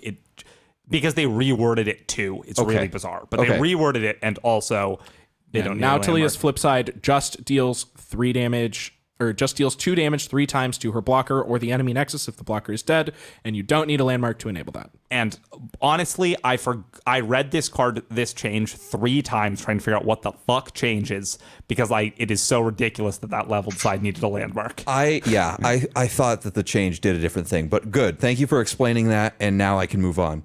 Tarek, much simpler change, is a 3/5 instead of a 3/4. Guy just keeps going up in stats. He was a 2/4, then a 3/4, now a 3/5. He's gonna be a 6/7 by the time we get done with it. I don't know about that one. Hey, Aphelios still will be is played. yeah. Aphelios is back to a 3/3 where he should have been after they nerfed him last time, but Yeah, probably. But I didn't mind them them just giving him the hose and being like, okay, you stay down for a while. We'll see if you can come back later. that is all the champion changes. So I guess let's. so No Lux change, sad. I know. Dragon, do you? Which one of those Which ones of those stand out to you? What do you think are the most interesting changes out of the champ changes? Well, the most interesting change is I think the Riven's probably the most interesting change going to summon as well. I think that's definitely now it makes her feel a lot better to play on curve and stuff like that. But I think the best change is probably 5 mana Karma. At least Oh, the yeah. change that I'm going to be feeling the most impact from in the coming weeks. I feel like Karma is going to be showing up in a lot more places now that she's 5 mana. Yeah. I'm so excited. She's Oh my easier God. to protect, and it feels less bad when she does die. And yeah, it's just there's just so many things to like here. Yeah, He starts making spells a turn earlier, like Karma being a mana less doesn't just mean she's like a mana less. Like every turn Karma's in play, you get an extra spell. Every turn that you have her in play earlier, she's that much harder to deal with. Like her being 5 mana means that you can play her on turn 6 and have deny up. That's a big deal. oh yeah, back when we had 3 mana deny and 5 mana Karma, I had a lot of Karmas get played on turn 5 Yeah. and live to turn 10. Yeah, absolutely. All the time. Yeah, it happened all the time. So like that being a little bit closer to that old like idealistic game plan for Karma seems really, really good. I mean, we can still play her on 5, not too Hey, unsafely if we're because we have talking- Nopify now. Yeah. True. I'm actually a little sad. So Oh, And hey, yeah, go ahead, Dragon. Sorry. It's easy to talk over you. Yeah, sorry, my thing cut out. And hey, if we're going back to old school Karma. You can curve Karma into Lux again, guys. Whoa. Woohoo! That's hot. I would like it if that wasn't true because Lux was 5 mana. I would be into I that. don't think you play that deck. Yeah, I don't think your win rate's going to appreciate that curve. But you might get a cool screenshot for a couple group chats you're in. Yeah, absolutely. Be like, look, guys, I won this. You know, show the final spark with your opponent at 8 or Totally. whatever with 3 karmas or whatnot. I've done that in Expedition before. Yeah, I love the janky Expedition crazy synergy decks you can build in this game. I should play Expedition. Hey, again. Expedition's great. I wish there were like. Hey, I'll lose 2 in ranked this season. I guarantee it. Yeah, I'm going to be a Plat 4-0 LP, ready to mingle around, get my hot girl Karma Summers out, like Yeah. Oh yeah, Karma is right in time for Hot Girl Platinum Summer. 4-0 LP baby, ready to get her out the ladder, really Yes. show people what's going on. Yeah, the Heimerdinger buff is also really real. Like that card Yes. can now engage in combat, doesn't die to get excited, or aftershock kind of effects. Like that is, I think, a very big buff. Yeah, the list of cards that kills Heimerdinger is so much shorter now. Yeah, and like now it's like he can block a 2/1 and then not die to literal the world or whatever, and like Yeah. can reasonably invac. Like, you know, there are sometimes your opponent won't attack you with a 3/2 and a 2/1 because you have a Heimerdinger now. Like that's huge. And you know, him and Karma have always been best friends. If they had reverted, okay, so they bumped Tribeam to 5 mana as well. Yeah. And before I saw that, I was dreaming of lots of 3-drops with Heimerdinger, and then Tribeam being a 4-drop that makes a fearsome guy. Could have been really cool, but maybe it'll still be good when it makes a quick attack guy. Is 5 the elusive? No, 4. So 5 is quick Quick attack. attack. 6 is the elusive. 6 is the elusive. 4 is trample. 3 is the fearsome. Oh, yeah, you're right. Yeah, but the tramp one's pretty good too. Yes. I had a very fun lab game in which I had the one that makes a Poro every round, and then the one that keyword shares, and then gives me the rally token every round. Yeah. And I played against the Heimerdinger bot, and I killed every single bot with first striking, challenging Poros that attacked every turn. I just like chewed through so many 1-cost units. Like my Poros massacred his inventions. They got loose in the workshop, and it was just not close. One of these changes that I think is a little bit bigger than we're giving credit for is Hecarim used to be like one of the best I didn't even cards. hear you say it. I didn't even hear you say the Hecarim one. Oh, so yeah. I forgot about it. Yeah, He's a 5-6. He's a 5/6. He's back to his old stat line. And back when he was a 5/6, he was like one of the best cards in the game. Yeah. And I'm wondering if that was more a product of the point in It time was we like were the at. threat. Yeah, exactly. To be fair, there was also 7 mana Rasa into 8 mana Ledros. That was a big part of that being good. But even after that nerf, he was good. Yeah, exactly. Yeah. And he might be good again. Curious to see if the game is at a place where like he's just a little too underrated still. One of his nerfs remained, though. Yeah, because he still the- is hard at a level. Right. His dudes are still 2/2s instead of 3/2s. Yeah, that and the level thing. Yeah. But he used to be a 5/6 overwhelm for 6 that also made 6 power when he attacked instead of 4. Yeah. Which is like a pretty big downside. That is a big difference as well. But we could see like that I mean, Karma Lucian was like good. Or Lucian Heck was good. Like And I think Tarek is also a pretty big buff, like because he's tough when he attacks. Like an extra point of health he is is a lot. the Shen stat line is a good stat line. Like, Very good. Shen went from being a 2/5 to a 3/5, and now he's like unkillable, Yep. like quickly. And like, I like that for Tarek because they're very, very similar He cards. should feel unkillable. So, I mean, yeah, it's like his whole supposed to. thing is that's it. Like Yeah. that's Tarek's thing. Like And a- that's his lore. He's he's supposed to be an unkillable shield wall of like gemstones, I guess, or whatever. And a 3/5, Tarek at a 3/5 trades with 3 power units in combat if he has tough. and at that's if least. you don't play a single spell on him. Yeah, totally. Exactly. And you're trying to use him to buff. Like, that might actually be good. I am kind of actually interested in, like, Fiora Tarek, like, all-in Fiora nonsense with Tarek. I think that could be really cool. Really, I'm here. Hey, if I'm here for Fiora's it. back, I'm here for it. Yeah, me too. I'm here for it. And Are there- Tarek, Yeah, go ahead, Dragon. I was gonna say, like, Tarek's also best with Demacia because of the Golden Aegis interaction where you can get the double rally from the targeted spell. Totally. So maybe that deck becomes a bit better now that he has 5 health instead of 4.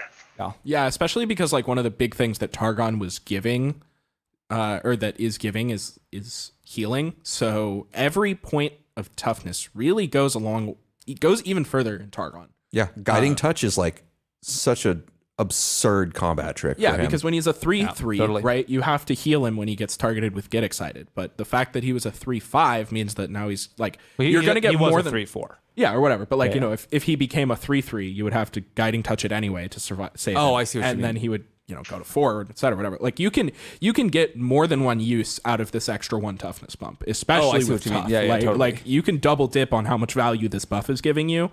So like I do think this is more impactful than 1 toughness looks. Yeah, and I think card's just great. Yeah. Good Andy now. already is encouraging you to be playing spells like that. So like, I think this card's I think Tarek is quite good. Real quick, I think Aphelios is still pretty unplayable because his Yeah. spells still cost 3. He's just like, he doesn't die to everything anymore, which is good, but I still don't think he's particularly good. Let me tell you something about. I played a lab with Aphelios where I got your created cards cost 1 less and your spells cost 1 less, and pre-nerf Aphelios is good. Can confirm. Yeah. Yep. All right. Do we have anything else? Do you have anything else you want to add to the champion section, Dragon here, or anybody else before we move on? The Tryndamere is like even more of a nightmare to kill. It like kills you before that, No, I but like, don't- that doesn't matter at all. Cool. I'll say this: as someone who played Peak and played Tryndamere quite a few times, there are 0 games where this buff mattered. Yeah. Yeah. Yeah, that's what I I figured. felt like they just kind of wanted to throw him a bone because he hasn't changed since he was really released, and like they gave him the sleeper buff of making Rhymefang Wolf not kill his whole form, kill his unleveled and next side when they strike him anymore because they Yeah. fixed the bug, An Yes, age-old that- bug fix. a bug that's been around since beta. That's kind of nice. That's true. That is nice. There you go. There's your Tryndamere buff for the patch, All right. folks. So moving on to regular cards, non-champ cards. There's a lot of these, so lot of buckle these. in. Let's power through them. I think once again, let's try and power through them fast. There are and then 9 pick out the regions ones. now, right? So there's at least 30, like There's 27, a lot. 30. There's so a lot of changes. do you want me to just read off every Do you single want one me and to then we'll just go through them back? by region, or I think we should let's it do region by region. That's Yeah. smart. Okay, let me see if it's organized by region. It is organized by region, so that's Nice. We can just do it that way. Okay, so we'll do Bilgewater first because Good. B, because B is the reason. okay. That's why it's first in the. Makes sense. Oh, Just 'cause sure. Build Rush Okay. starts with B. The first card is Make It Rain. We mentioned it a few times already. Yeah. It is back to 2 mana. Oh my and God. this card's insane at 2 mana. Also a huge buff to MF. Both the Yes. Overwhelm and her chance spell getting like twice as good. Yep, exactly. The next card is Black Market Merchant is now back to a 2/2 from a 2/1. Cool. Nab needed it. Yeah. Yep, exactly. Double Up. This card is the fast spell that says deal 2 to an enemy, and if it kills it, deal 4 to the enemy nexus. It used to cost 6, it now costs 5. So the same cost as Decimate, which this card might actually be good now. Yeah. It's kind of a house. We'll see. I didn't quite realize, like, you were like, yeah, you read the card and I was like, that seems like a little below rate. And then you were like, that's just Decimate. Like we've already paid that for Decimate and you get a Mystic Shot. And I was like, oh my. That is quite good. Like you're right. I do already pay 5 mana for Decimate and I'm pretty happy with it. So I'm definitely going to be happy with this card when it works. Yeah, So, and it it's can fast, get blanked, yeah. but there's plenty of decks that like have a lot of trouble blanking that card. And yeah, if you don't have Glimpse Beyond, it's really going to be that. It's not going to be that easy to do. Yeah, Or, exactly. I guess like Glimpse Beyond and Targon. Like you could Mystic Shot your own unit, but like who really won that exchange, you know? Yeah, Like, totally. I mean, yeah, you're not going to be too unhappy if that happens. Exactly. And the last card from Bilgewater to get changed is Slot Bot. Yeah. So 4 build water changes. Thank God they needed it. Yeah, exactly. So he used to say round start, grant me +0/+1 for each card you drew last round, then shuffle his power and health randomly. And now he does it on summon and on round start. So that when you play him, he'll immediately get buffed based on the last turn's draws. Sick. Yeah. Okay. So he's actually like, So he always has. And does he shuffle when you play him too? Yes. yes. Okay, so he has always 6 points of stats shuffled because you always drew at least 1 card last turn, right? So he's always technically 3 mana, a 3 mana 3. Like he's 6 points of stats for 3. Yeah. 3 mana, which is pretty on rate. Yeah. And then he just keeps getting bigger. I think this card is good. Like if you missed before on the first one and he became like a 5/1 or like a 0/6 or whatever, like it was pretty bad. But now now he has more stats to shuffle around, so that's less likely to happen, and you get it immediately because the 1/4 body wasn't great. So I think this card is actually maybe good now. Yep. This card was close. I think that card was close to constructed playable in the past. Like, Yeah, totally. in the past. I think maybe not since Aziralia and Threshnasus started like kind of taking hold, but I think like just a little bit before that, I'd played against some Bilgewater like mid-rangey slot bot decks that were like playing TF, and like they were good. Yeah. You know, they were. It was like basically the evolution of Go Hard. Yeah. I think type of deck, and like Slotbot. There were like 3 Slotbot decks, and it was good. Like Slotbot was totally. good every time I saw it. Like Yeah. they drew a bunch of cards, and he was big, and it was a threat. It wasn't that expensive. Like I was impressed seeing Slotbot before. Now that it's better, like this card's good. I think every single change they did to Bilgewater cards is meaningful, and it says a lot that I think the least meaningful change is Black Market Merchant getting unnerfed, because that card was Good. It was nerfable. Yeah. Yeah. And part of that was because of the pilfered goods, I think. But I think Yeah. they got nerfed at the same time. What do you think about the Bilgewater changes, Dragon? There's a lot of them. I really like the slot bot change personally because I used to play slots back in the day, and I will say it being on summon is a huge deal for decks like that, because now it means that if you have a go off turn where you draw like 8 cards, if you do it without a slot bot in play, it feels a little bit bad. But now you can do that, and then you can drop slot bot after you've like drawn a bunch of cards, and you get to shuffle his stats that turn. So that definitely matters a lot for that. Totally. As for the double up change, I'm not as high on it because I think it's just too disruptible to go for decimate. Yeah. The potential for there's definitely higher potential than decimate, where you're removing a unit and also dealing 4 the enemy nexus, but it's also more disruptible. And sometimes you just like, if you're up against a deck like dragons, you're not really gonna have a target for actually trying to get that double up to go through most of the time. Especially with sharp sights running around, like it's just kind of Yeah, I magnetic. agree. I mean, any deck that wants Decimate, I think, is going to rather play Decimate just for the Consistency. like, just for the consistency of it. 'Cause, like, if you're a deck that wants to play Decimate, like you really just want to cast Decimate. You don't want this to be modal. You don't care, right? Yeah, and as soon as you get a couple kegs out, like 3 and 5 is a lot harder to That's dodge really than where 2 I'm and saying 4. like this is a Bilgewater card, so like you can keg this, and like Bilgewater decks.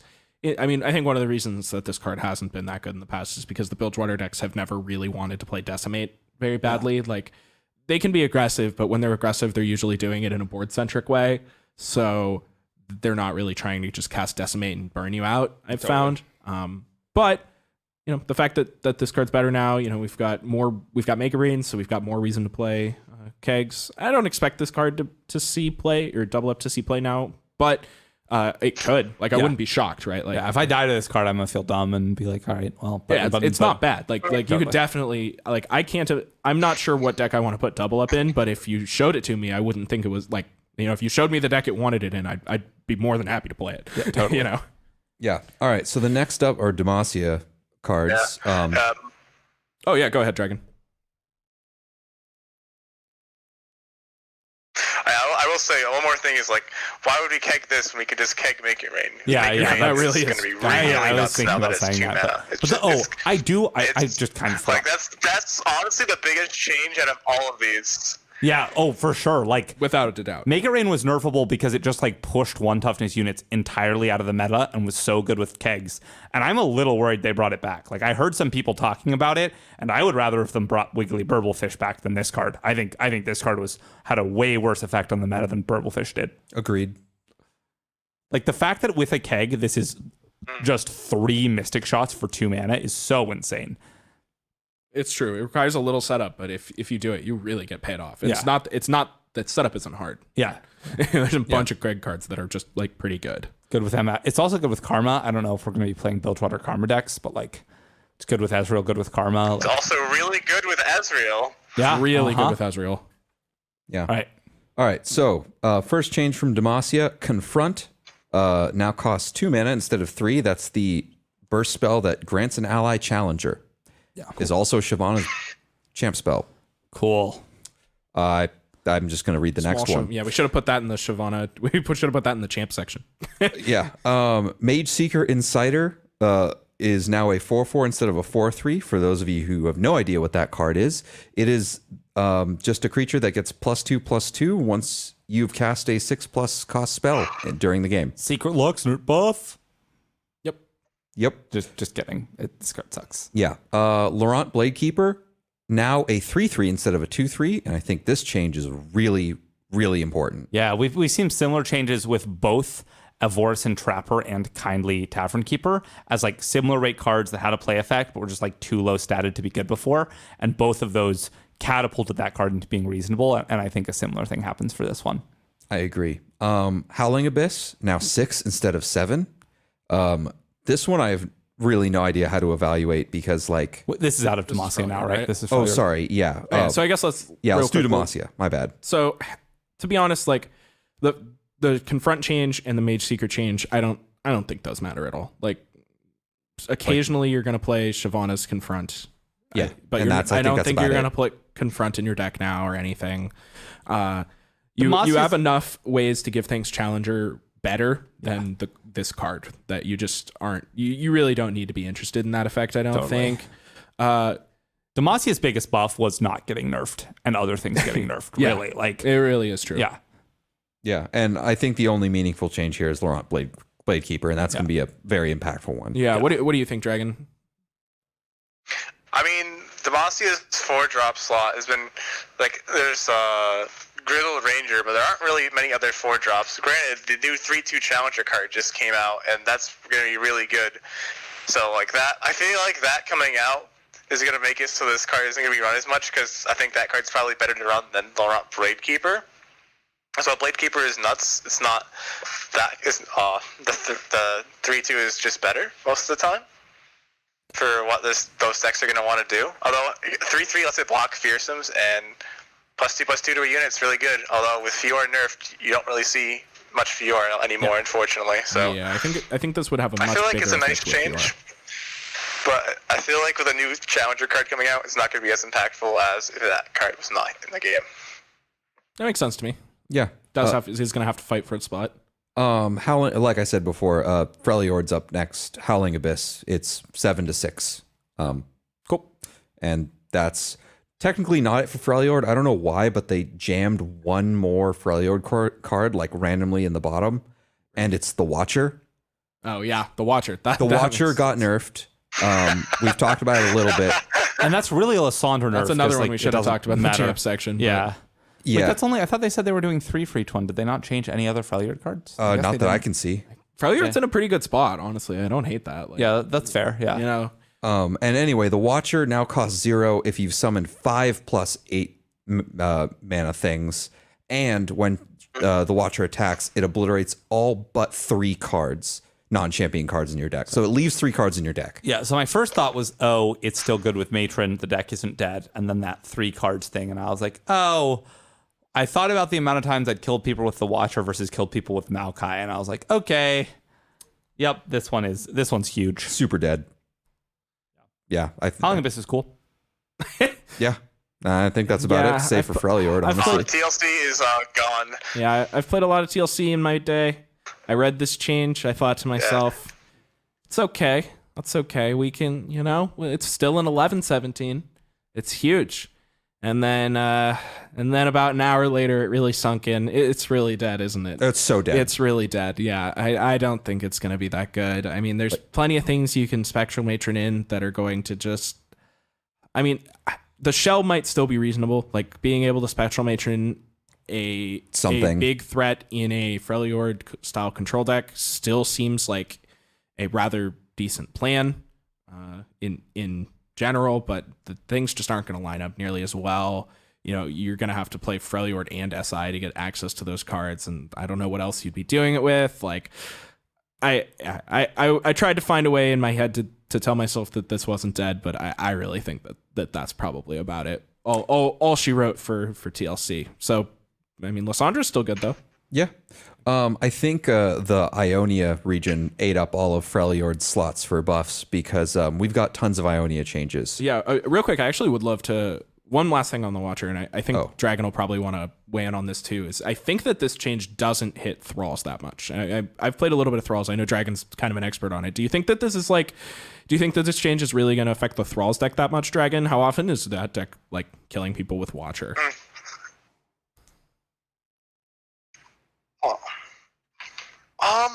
So for that, I will say that there are definitely some games where this will matter when you're playing Thralls. Like, for one, with Thralls, you're never cheating Watcher out. You're always going to summon it normally.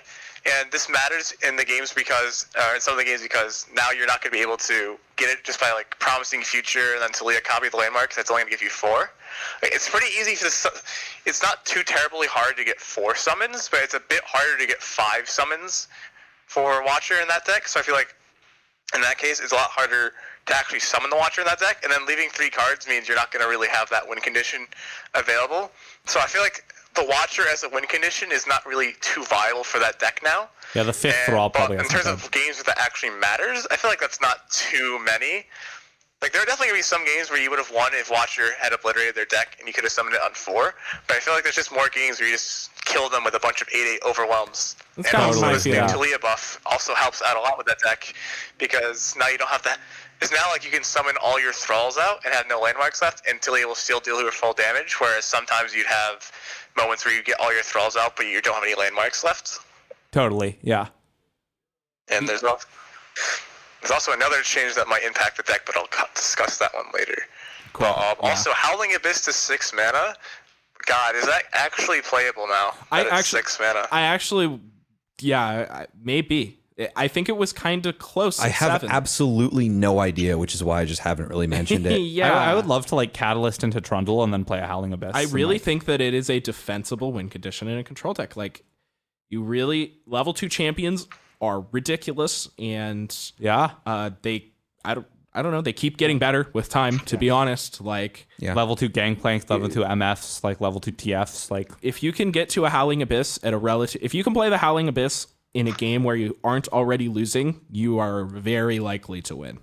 I think so. I do think it is a very defensible. Like, you know, we're talking about Karma being a good win condition because it got a mana reduction and it like generates advantage. But Howling Abyss can do it too, maybe. I've gotten a lot of leveled up Trindamirs in my day, so maybe the tough match will actually. Plus, Ooh, it's- there you go. All right, so Ionia. Hey, siphoning strike to give all those champions from Howling Abyss +2/+2. Oh yeah. oh yeah. Didn't actually think of that. Anyway, Ionia. The first card is Ren Shadowblade. He is now just a 4/3 instead of a 3/3. The quick attack 4-drop that makes Shadow Fiends in your hand When he strikes, yeah. He might be playable now. I don't know, and Yeah, nor we do should I. read 'em all. Yeah. Hey, Dancing Droplet lost a tune. Green. I didn't actually notice this change before. Green Glade Lookout, the card that reduces the cost of the highest card in your hand by 1 when it strikes, is a 2/2 instead of a 2/1 now. Yep. We'll circle back to that. Young Witch is a 1/2 instead of a 1/1. Will of Ionia is back to 4 mana after a long, long time of being 5. Yeah, it's been in timeout for a while. Quite some time. Twin Disciplines is now 2 mana instead of 3. Sheesh! They nerfed it because they didn't want me making Fearsomes with Heimerdinger. The bastards. How dare they? And that's Ionia. There's a lot of very meaningful buffs here. And a nerf that is also quite meaningful. I don't think Azirelli was going to be interested in Dancing Droplet anymore. Like, the fact that it developed your board, was a summon, was some attacks, but also left you spell mana for Irelia's Blade Dance and the recall cards was such a huge part of why this card was good in that deck. And it might move away from the recall package in general and definitely Dancing Droplet. Yeah, the card was functionally free because you weren't really using that 1 mana on turn 1 ever anyway, but now it's absolutely not free. It's honestly kind of sad. Like, I really liked the original card. I thought it was powerful, but you had to build around it, and I'm a little sad that it got nerfed. But you know, it happens. Yeah. What do you think about the Ionia cards, Dragon? I think Dancing Droplet had to die so they could buff Ionia is what I'm hearing from this changes. Because like these are some pretty nice changes. Also, I will say the only thing about the red buff is that, hey, it's a flavor win. He makes 4/3s, so now he's a 4/3. So that's a nice flavor win. It's a huge I don't buff. think a card's Yeah. going to see any more play, but No, at no. least it has that. But it'll feel sweeter when you play it in Expedition or Lab. Will of Ionia's change is huge, and so is Twin Disciplines. Like, and Karma, like -1 mana is it's the best buff. I think Twin Disciplines is actually a bigger buff. I think the Twin Disciplines change is I I want to say the biggest change on the patch note. I'm inclined to agree. I think they're gonna have to nerf that card. Maybe besides the Azure thing. It's so maybe the Azir thing is like the Azir thing matters a lot because he was just like the best champion, Yeah, he so was- like but, they're like- making him significantly But worse. this card is ridiculous. So like this card is going to go from trading down with like Mystic Shot and most of the removal spells. This card is going to trade up in mana against almost every other removal spell that your opponent is targeting either your creature with. It's an insanely efficient combat trick at 2 mana. If it's letting you trade up, it's almost certainly going to give you, like, if you're using a unit plus this to kill one of their units, you're almost certainly trading up in mana there. And but really, I think that the fact that this is 2 mana makes it so much easier to hold up 2 spell mana to be able to defend your units with Karma Disciplines for like ever. Karma specifically is a big one. Like +0/+3 is so much. It's so hard. How are you ever like as a PNZ deck against these Ionia decks? Like, what are you gonna do? Just start jamming removal spells at it? Like, you're just gonna have to hope they don't have it most of the Like time this because they're plus never gonna tap Notify. out of it. Yeah. This plus Novify means PNZ is never killing Ionia creatures. Yeah, pretty much. So I think this change is ridiculous. Especially like we've gotten Lulu a buff and like a Taric buff for the support archetype, things that want to be involved in combat. And we got the Young Witch buff and, protecting Karma and stuff. Like these Ionia decks look a lot more sleek now. Yeah. And on top of all of that, Greenglade Lookout looks playable now. Yeah. Like you could in the support deck, Like you could just play it. Yeah. you just play it. It's a 2 mana 2/2, like obviously not a stellar body, but it doesn't die to actually everything now. It just dies to most things. Ionia's things getting the bump from 1 to 2 toughness is a pretty big deal because like there's a lot of like just the existence of Vile Feast just almost made Ionia unplayable because it was always trading like 2 for 1 as like a 2 mana spell. So Yeah, like it's really, really bad. yeah, and which I will say is an extra point that these 2 mana spells that are going to trade efficiently are ridiculous. So Twin Disciplines is going to stand out, I think. Okay, we ready for some irrelevant Noxus changes? Oh yeah, Yeah. What was the Noxus champ change? Was there one? Riven. Riven. Yeah. So Noxus changes.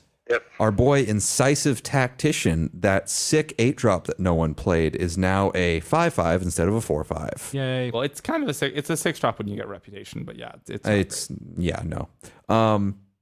City Breaker, the 4 mana 0/5, is now a 4 mana 1/5 that pings the enemy Nexus every round at the start of each round. These changes don't matter. Can we just not talk about them? Is that it? Like Yes. Yes. Yep. Hey, Incisive Tactician is at least a flavor win because now he can trigger Reputation and he can actually use Bloody Business. And hey, at least one person ran it in Ash Nox as a one of, alright? that's true. Yeah, I'm sure it's seen some play yeah, maybe. no. I think that the real big upgrade for Noxus here is that when you have to pick one of these cards in your bucket in Expedition, you're going to get a slightly better body to go along with your Noxian Fervor that you needed. Yep. Hey, this is a great patch for Expedition players, I have to say. Oh, absolutely. Yep. And PNZ changes. The first 2 cards are cards that you probably haven't read in a very, very long time. The first one is Jay Madarda. I had to reread this one. He is a 6 mana 4/4 that is now a 6 mana 5/5. When I'm targeted and survive, draw 1. That's what he Better does. for Expedition. Yeah, probably. And then Midden Stoke Henchman. He is a 5 mana 5/4. We used to be a 5/3. That says Nexus Strike, summon an exact copy of me. This might be playable. Maybe. That's a meme card. Let's be honest. Like you can do some sweet stuff with it though. Like I saw a like Twitter thing which was that card in the Scout team. Like give it Scout and just summon 5/4s with Scout that all make more 5/4s. That sounded pretty cool. But like I don't know. Outside of doing something kind of fun and kooky like that with that card, To be fair, 3 to 4 is a big bump. That in is toughness. that is probably the biggest yeah. difference. Like the biggest 1 point is probably between 3 and 4. Yeah. So that is quite relevant. So he might find a deck. He probably won't. I really thought Jay Madara had elusive, but that was when he was 8. That was when he was 8 mana and was 6/6. Yeah. I just like thought he retained elusive when they. No. Yeah. No, he was really I don't bad. think a 6 mana 4/4 with elusive would have even been too good. No, I don't think so either. Oh, Maybe they don't want you incentivizing you putting a bunch of elixir of wraths on it. I mean, a 6 man. I mean, the thing is, yeah, Jay can get scary if you can actually be good because he turns all of your combat tricks into cantrips. And like, And imagine when if they you're- try when, to like, every cantrip is now yeah, and if they try to kill him and you like everything buff draws him a in card, it gets response. a lot scarier. it being bigger is pretty good. I think he's just going to be too much mana to be realistically good, but Yeah. Cool. Rummage is Yeah, now I agree. 2 mana. Yep. And Tribeam and Probableator's 5 is the other one. Yeah. And that is the other change. And these 2 changes are massive nerfs to Ezdraven. Yeah, I'm not sure how much the Tribeam one matters because you don't really play on curve. Like it makes it a little harder to fit in, but it's not nearly as big as Rummage doubling in cost. Yes. And also Rummage doubling in cost affects more decks than just Ezdraven. Yeah, totally. Rummage doubling. I feel like Rummage has just been one of the best cards in Legends of Runeterra for a very long time now. And the fact that it's 2 mana is like, it feels like kind of the end of an era to me. Yeah, absolutely. I feel like we're going to be talking about the days of 1 mana Rummage like For a long time. for a while from here on out. Like I feel like we're This is like Will of Ionia going to 5 mana. Like we're yeah. Yeah, I'm for And sure Deny going to 4. Yeah. I'm logging on tonight and playing one last game with this card aggro. With Rummage at 1 mana, Pour one just to out. feel the Pour one out power. for Yeah, Bliss. have a drink, turn on the sad music, play one last game with my 1 mana Rummage. I'll miss it. It's a nerf that needed to happen, I think, but I'll miss it. Yeah. On to Shadow Isles changes. Rasa the Sunder. It's going from a 7/5 to an 8/6. Cool. Cool. Dusk Rider is going from a 2/5 to a 3/5. cool. Great. Why?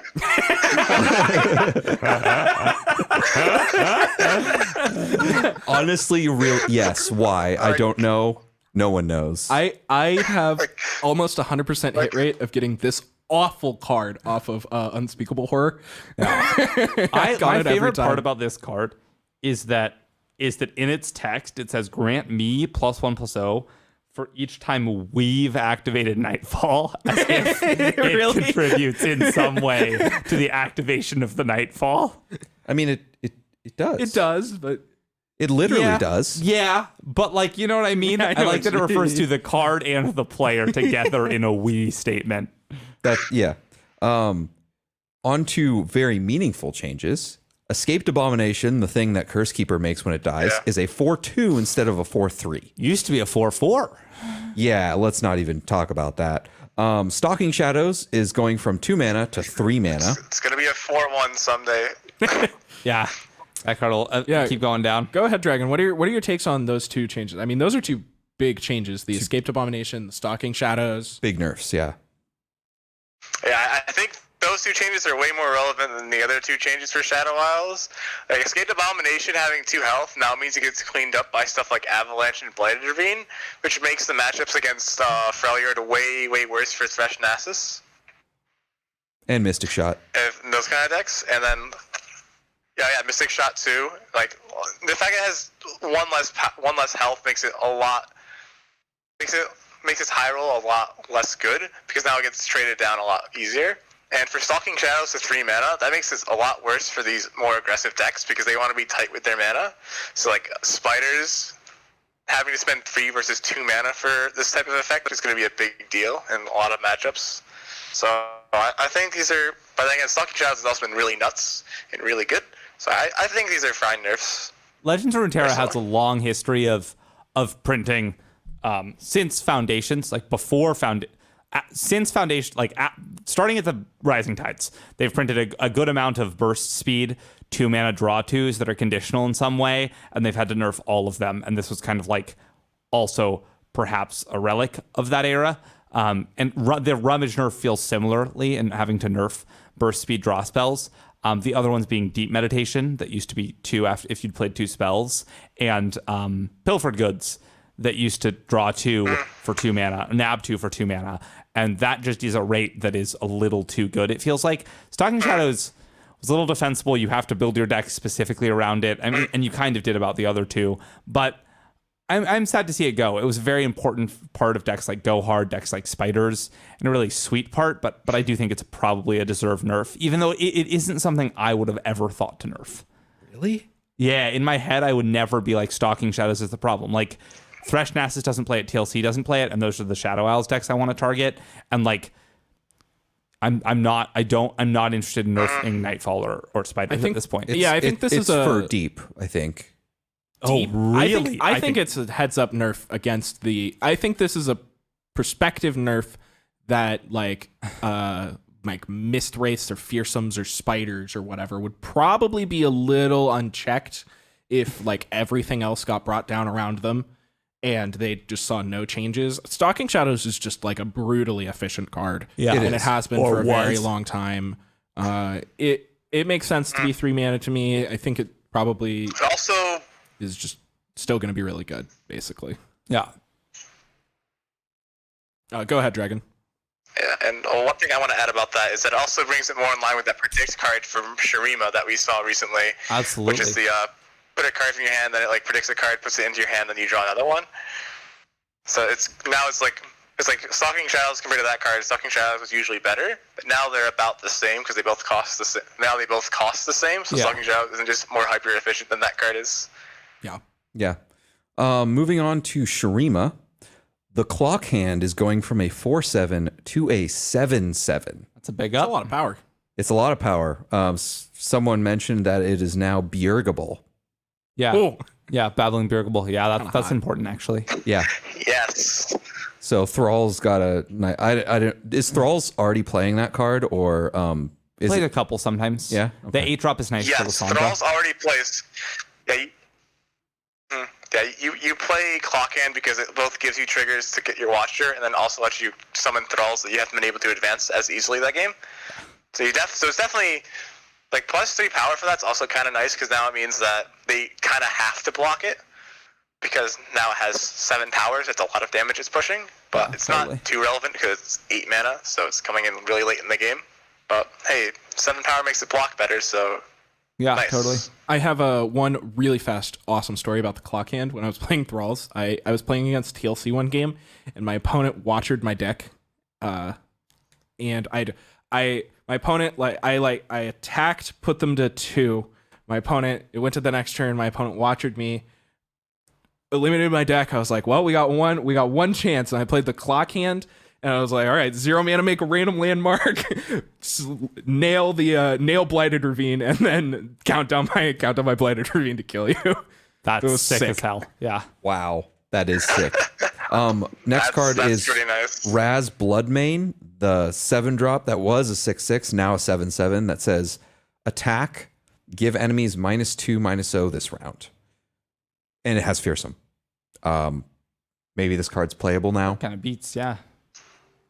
It's a 7 mana 7/7? Probably not, but like, we're approaching it, you know? Yeah. A expedition buff. Yeah, it's probably not good enough for constructed, but Yeah, it is probably good. not. And lastly, the most relevant change. Very relevant change. Dunekeeper switches from a 2/1 to a 1/2. 1/2 is a much worse stat line. I loved this change. This is such an elegant change to Dunekeeper. How did none of us see this coming? Did we? We've talked about this. Did we predict this? Yeah. Okay, I remember saying other things, but I'm glad. I guess I'm glad we talked about it. This is, I think, the most elegant change to Dunekeeper. Totally. Yeah. So I'm happy with this one. Yeah, Yeah, it was a little above rate. I'm glad it happened. Yeah, that's really all I have to say about that. It's a Yeah. very relevant change, and I'm happy it's here finally. Yeah, I don't think Dunekeeper is going to be bad or anything now. Like I still think people are going to play it. In some decks, it's much. Yeah. It's not the auto include in every deck ever that it was. It's now you need a reason to play it. Yeah, absolutely. Which And is that's exactly where it should be. Yeah. Moving on to Targon, Mountain Sojourners goes from a 2/5 to a 4/5. Now, this card has a lot of text. So it says support, grant my supported ally +2/+2. If that ally has support, grant its supported ally +2/+2. and continue for each supported ally in succession.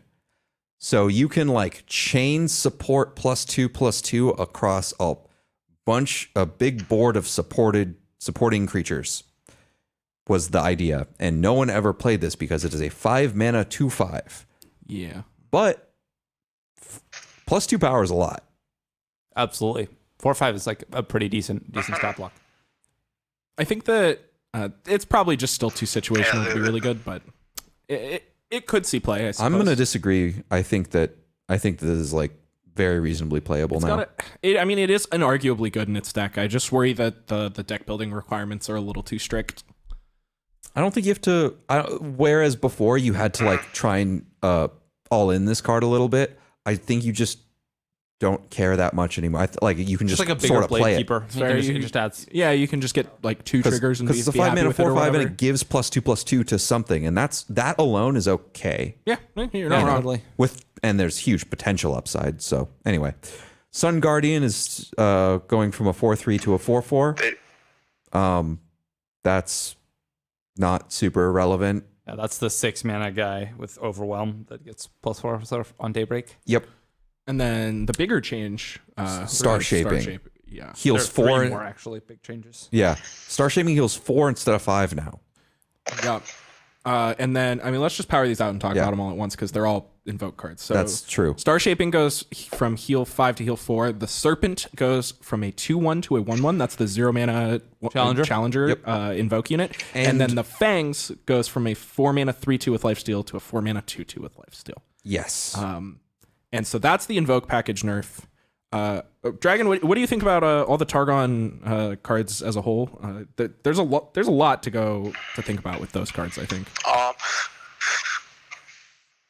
Targon's definitely not going to be nearly as good now because losing some of their sustain through both Star Shaping and the Fangs is going to hurt the region a lot.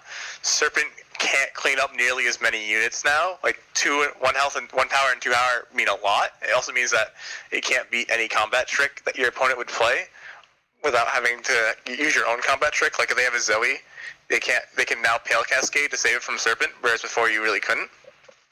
Yeah. And for the Mountain Sojourners, I mean, they did just buff 3 different support cards. It's not enough, but they did just buff the support archetype a little bit. Yeah, this card, Taric, and which other? Young Witch Young Witch, yeah. became a 1/2. And Young Witch went to a 1/2. Yeah, she doesn't die to pings now. That could be relevant. Young Witch is like one of those is in my potential sleeper buffs that mattered a lot from this patch. Like, Totally. Not dying to Make it rain. or Vile Feast or whatever, like big deal, I think. Yeah. Totally. Yeah, I think these nerfs, I hesitate to think the Star Shaping nerf was necessary, but I see why people are annoyed on it, and this brings it in line with like healing as much as Decimate does damage, which is like a fine curve, and it can also heal units, and it's burst speed, and it makes a unit. Like it definitely has some upsides there. I think people complained unwarrantedly a lot about Star Shaping, and I do think things like the Fangs, something crazy like 90% of ladder decks had the Fangs in them that were Targon. And it kind of went from like after it was released, it didn't see a ton of play to like having to steadily growing to being the best Targon card. And I think I'm glad to see that particular nerf. The Serpent nerf is also makes me sad, but is definitely deserved. And that combination kind of actually makes me think Star Shaping might not have needed it, but you know, that's kind of whatever. It was only a nerf of 1 heal. Like Something that is also notable is that because the Fangs no longer has 3 power, it can't block Fearsome anymore. And that was like one of the only cards in the Targon decks That's a big deal. that could block Fearsome things. Like suddenly your Spiders matchup or like whatever matchup into Fearsome creatures is so much worse. Because Targon by alone just doesn't have creatures that block Fearsome units, really. until we get to dragons, yeah. Yeah, exactly. And now this is even more true.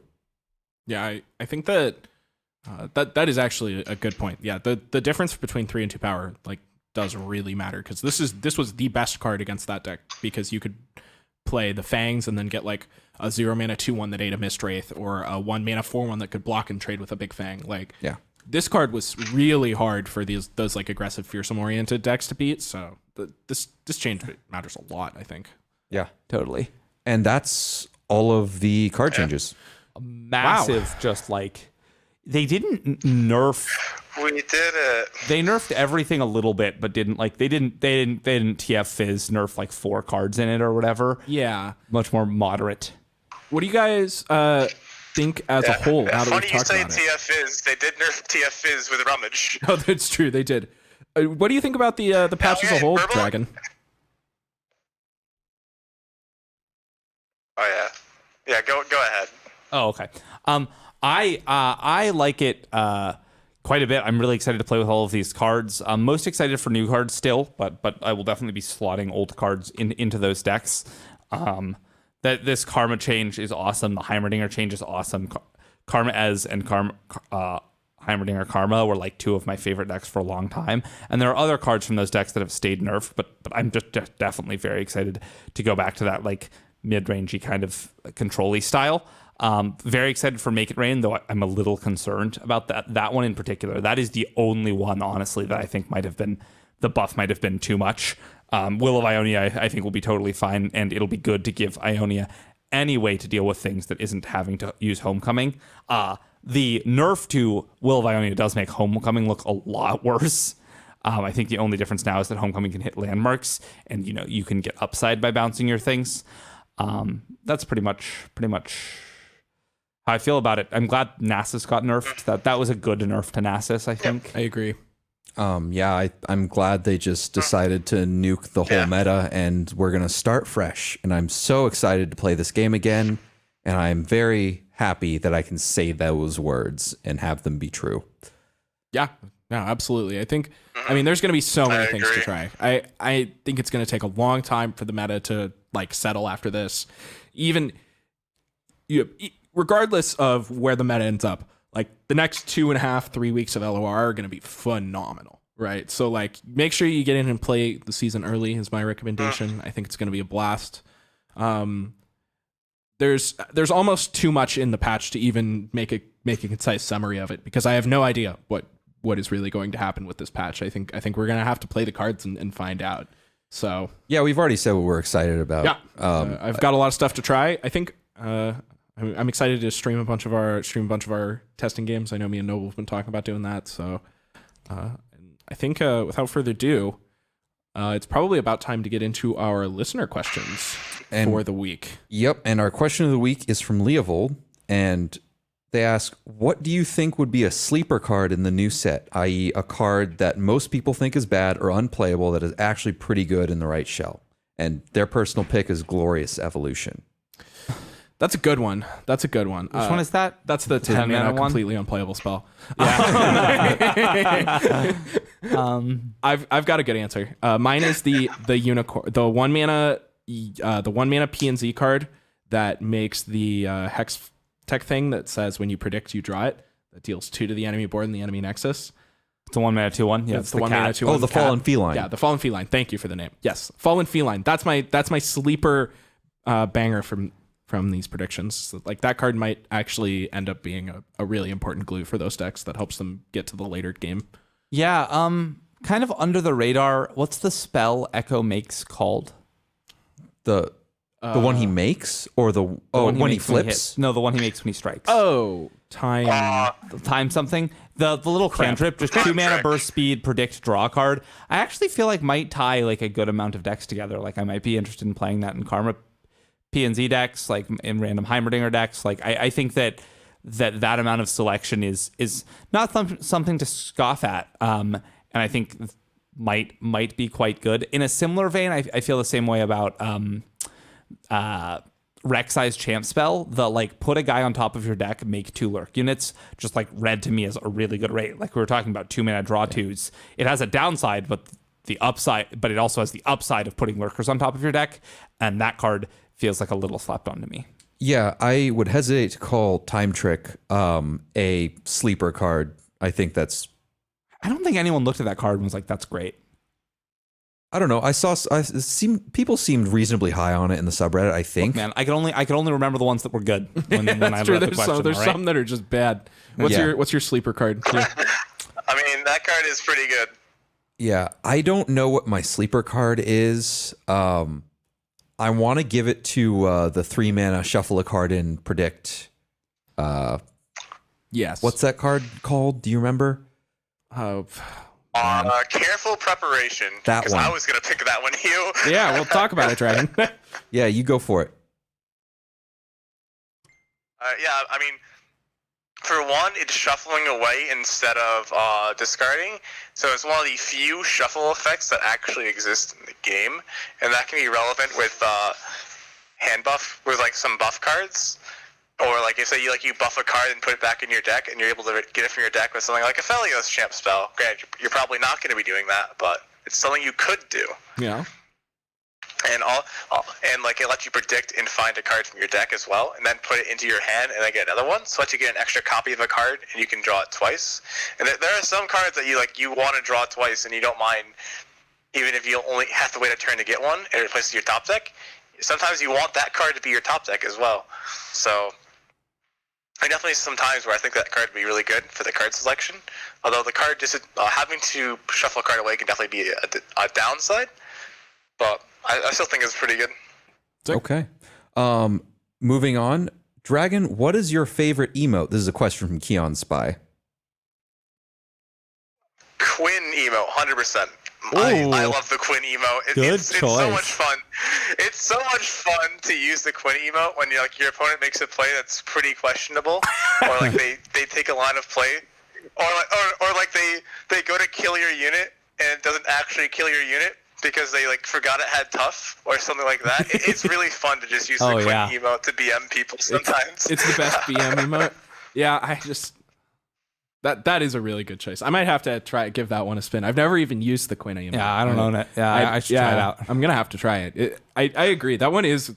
I don't really have a "my opponent is an idiot" emote specifically designated for that slot. So yeah, it's I good, usually just use the Jinx emote for everything, but yeah, totally. I used the Ace Finger Gun one for Quinn that one. emote's also really good when your opponent plays their third Mystic Shot on round 4.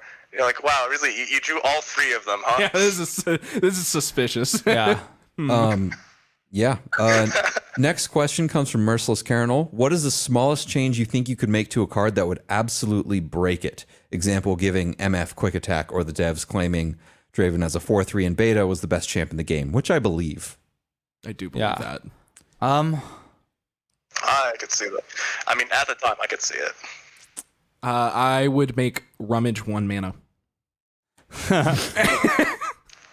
I mean, if we're talking do we consider 1 power or toughness a small change? Yeah, I would say so, yeah. Like making Teemo a 2/1 would he would just be like a really good aggressive creature that without any of his abilities. Make Zoe a 1/2.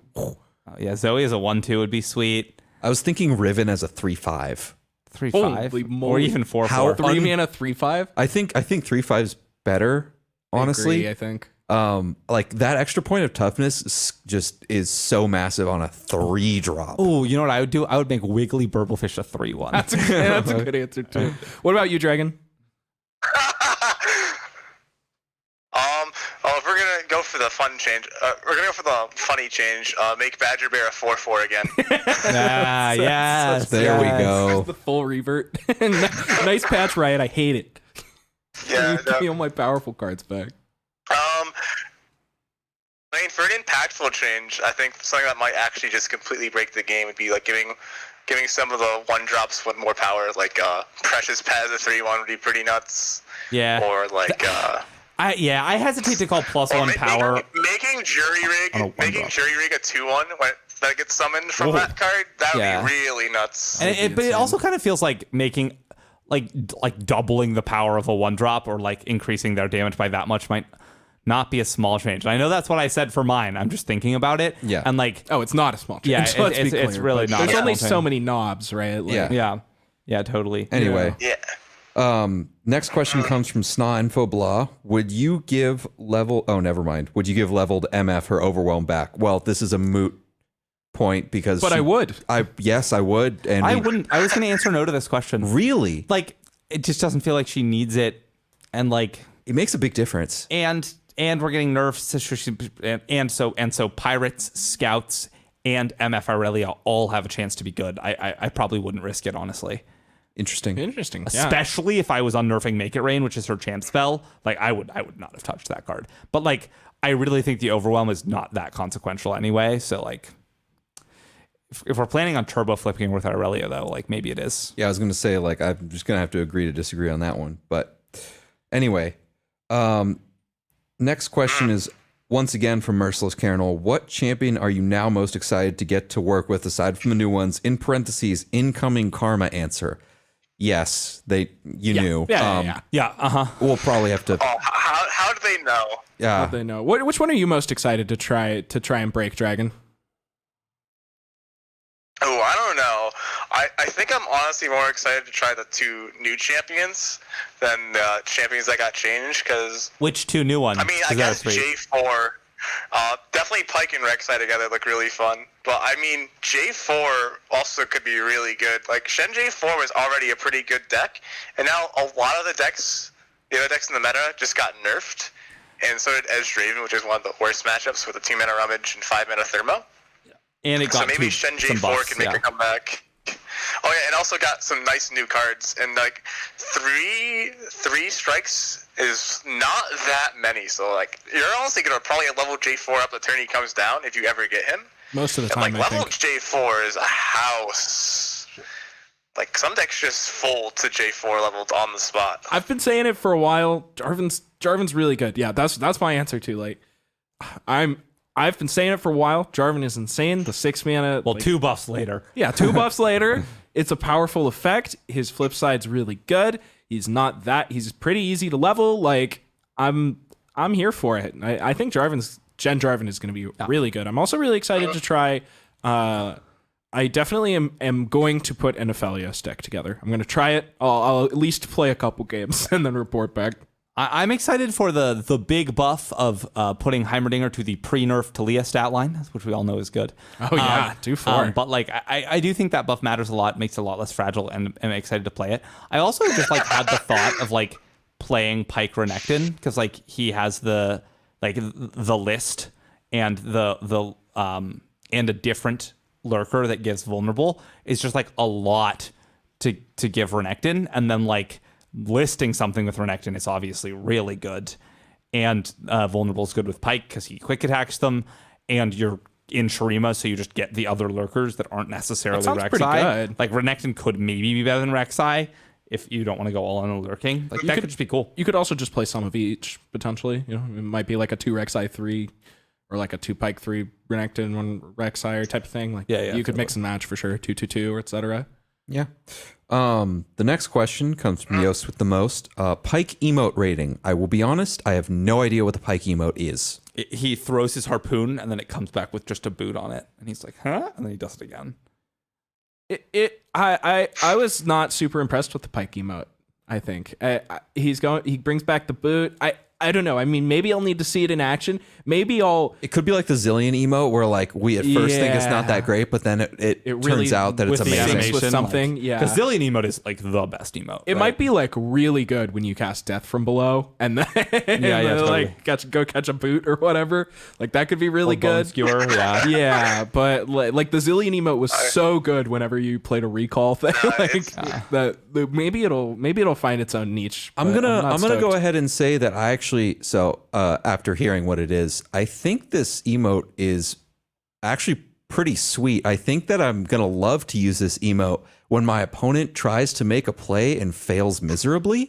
This is gonna be like my go-to whiff emote. It's gonna be your BM emote. It's the Quinn because replacement. they just like they throw it out there and they catch the boot and you're like, huh. They like thermo your dude, and you like bone skewer one of their dudes and put your Tyke on Pike Or on top. you know, and, like, any amount of things where like they try and do something that they think is gonna like win them the game, and you're just like, no. You caught a boot. Yeah, yeah, I'm into it. exactly. What about you, Dragon? Are you about the Pike That is emote? a pretty good. I mean, I think the Pike emote's fine. Personally, I like the Echo emotes better. I think they're. I'm with you I there. just like them better, but Yeah. The Echo the ones Pike are emote's really gonna be good. funny. Yeah. All right, and last question comes from Keon Spy. Will MF Aurelia now be better than Azarelia with the nerfs and MF having Overwhelm back, or will it be equal? My answer is I have absolutely no idea. I don't think that I really want to be doing MF Aurelia. I think I just wouldn't. I feel like there's probably a different champion I'd play over Aurelia. I'd do the Blade Dance stuff if I was doing that for sure, but there's probably a better champion, right? Maybe. I suspect that the Azir Irelia shell. Like Zed. Yeah, that seems good. Like, I suspect that the Azir Irelia shell will still be more powerful than the MF Irelia shell, even post nerf. I agree. However, I think the I think that it might have lost enough power that the MF version will offer enough of something different that like they might be close enough in power level that the MF version will offer something different that lines up better in the meta potentially. So it could be a better version. But to be honest, I don't really think MF Irelia will be that good. I've played with the deck in the past, and like I don't know, these changes didn't really feel like that's what that deck needed. Like it just kind of lacked a general cohesion. Yeah. In my mind, like it felt like you had a lot of really weak draws, and maybe somebody could build the deck better than the version I had played or whatever, and impress me with it. But it felt like that deck needed like just some more good units it wanted to play, and it really didn't have a lot of them. What about you, Dragon? Do you think that MF Irelia is going to be any good? I feel like the nerfs that occurred, I don't think MF Aurelia is going to be much better than Azir Aurelia, or even, honestly, I think the deck got worse with this patch because Aurelia is up 2 ticks now, so it's a lot harder to level her in that kind of deck because you're not getting the free Sand Soldier, so you're not getting those extra units to help level her. And Dancing Droplet losing the Attune also hurts the deck a lot because that deck, like you could use like tricks like Bone Skewer with Navori Conspirator. I saw someone doing that. So like you could do that to get more draws. And then can have more removal, but without the Attune from Dancing Droplet, it's not nearly as mana efficient to go for that kind of plan. And sure, MF has Overwhelm, but like Bilgewater, none of the changes from Bilgewater would really impact that deck too much. And like I guess Twin Disciplines change would help that deck a lot, but I feel like the Aurelia and Dancing Droplet nerds hurt the deck more than the help it got this patch. Yeah, totally. I almost agree. Okay, I think that brings us to the end of our things to talk about. So, does anybody have anything they want to add as a whole? Well, this was a monster of an episode. Thanks for sticking with us. Yeah. I'm so excited to play this patch. We will be streaming hopefully multiple times throughout the next week. But definitely a lot tomorrow, which maybe hopefully when you're hearing this, depending on when we get it out. Yeah, we'll see. But yeah, thank you all for listening. Thanks for coming on, Dragon. Yeah, no problem, guys. Yeah, if you have anything you want to say. Thanks for having me. Cool. I'm just trying to think of my day one brew is gonna be. That sounds pretty exciting. I think I'm going for the lurk on day one. Yeah. What about you guys? What are you guys gonna be playing on day one? Same here. I'm into the lurk. I'm into Pike. Yeah. Yeah, I feel like the first deck I'm gonna try is probably gonna be lurk, just because it's so foreign that I feel like I'm just gonna have no idea how good it is until I play a game with it. Absolutely. And like I've got some theories about how good the other stuff is gonna be, but I think I'm gonna play like some lurk stuff and then probably lose 2 or 3 games in a row and get salty and play whatever the best aggro deck I see on Twitter is and try and gain some LP for a little bit. That's my day one plan. Yeah, mine is first, make Karma prismatic. and then 2, jam her in a deck with Echo. I didn't quite Sounds sick. realize that the most value prismatic card in the game, Karma's really high value because all of the spells that she makes are prismatic. Glorious Evolution. Yeah, no, whoa. Yeah, it's definitely Yes, that one. that's the. Is it It's, prismatic your deck? yes. Oh, it must. That's so sick. I was saying Heimerdinger because Yes. he just like he makes a ton of more prismatic units, and that's pretty good. Yeah, there's a lot of high EV prismatic cards. I mean, the answer is actually University of Piltover because that gives you every card prismatic if you really think about it. It's true. that actually is the best one. Oh, wow, he nailed it. Nailed it. Alrighty. Why you Whew. pay Because him you the can big get Howling Abyss, so you can get all the champions. Oh, alrighty. I think that brings us to a close for this week's episode. Real long one. Thank you everybody so much for tuning in and listening to the whole thing.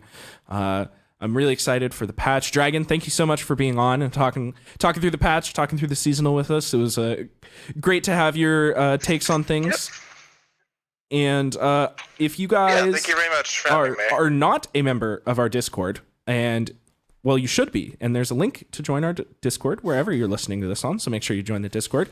We will be streaming a lot of this expansion. We've taken like a couple of weeks off from streaming just due to traveling a lot and personal life stuff. But I think we're really going to try and get back into it. So if you aren't following our Twitch channel, make sure to check it out at twitch.tv/ChampSelectPodcast.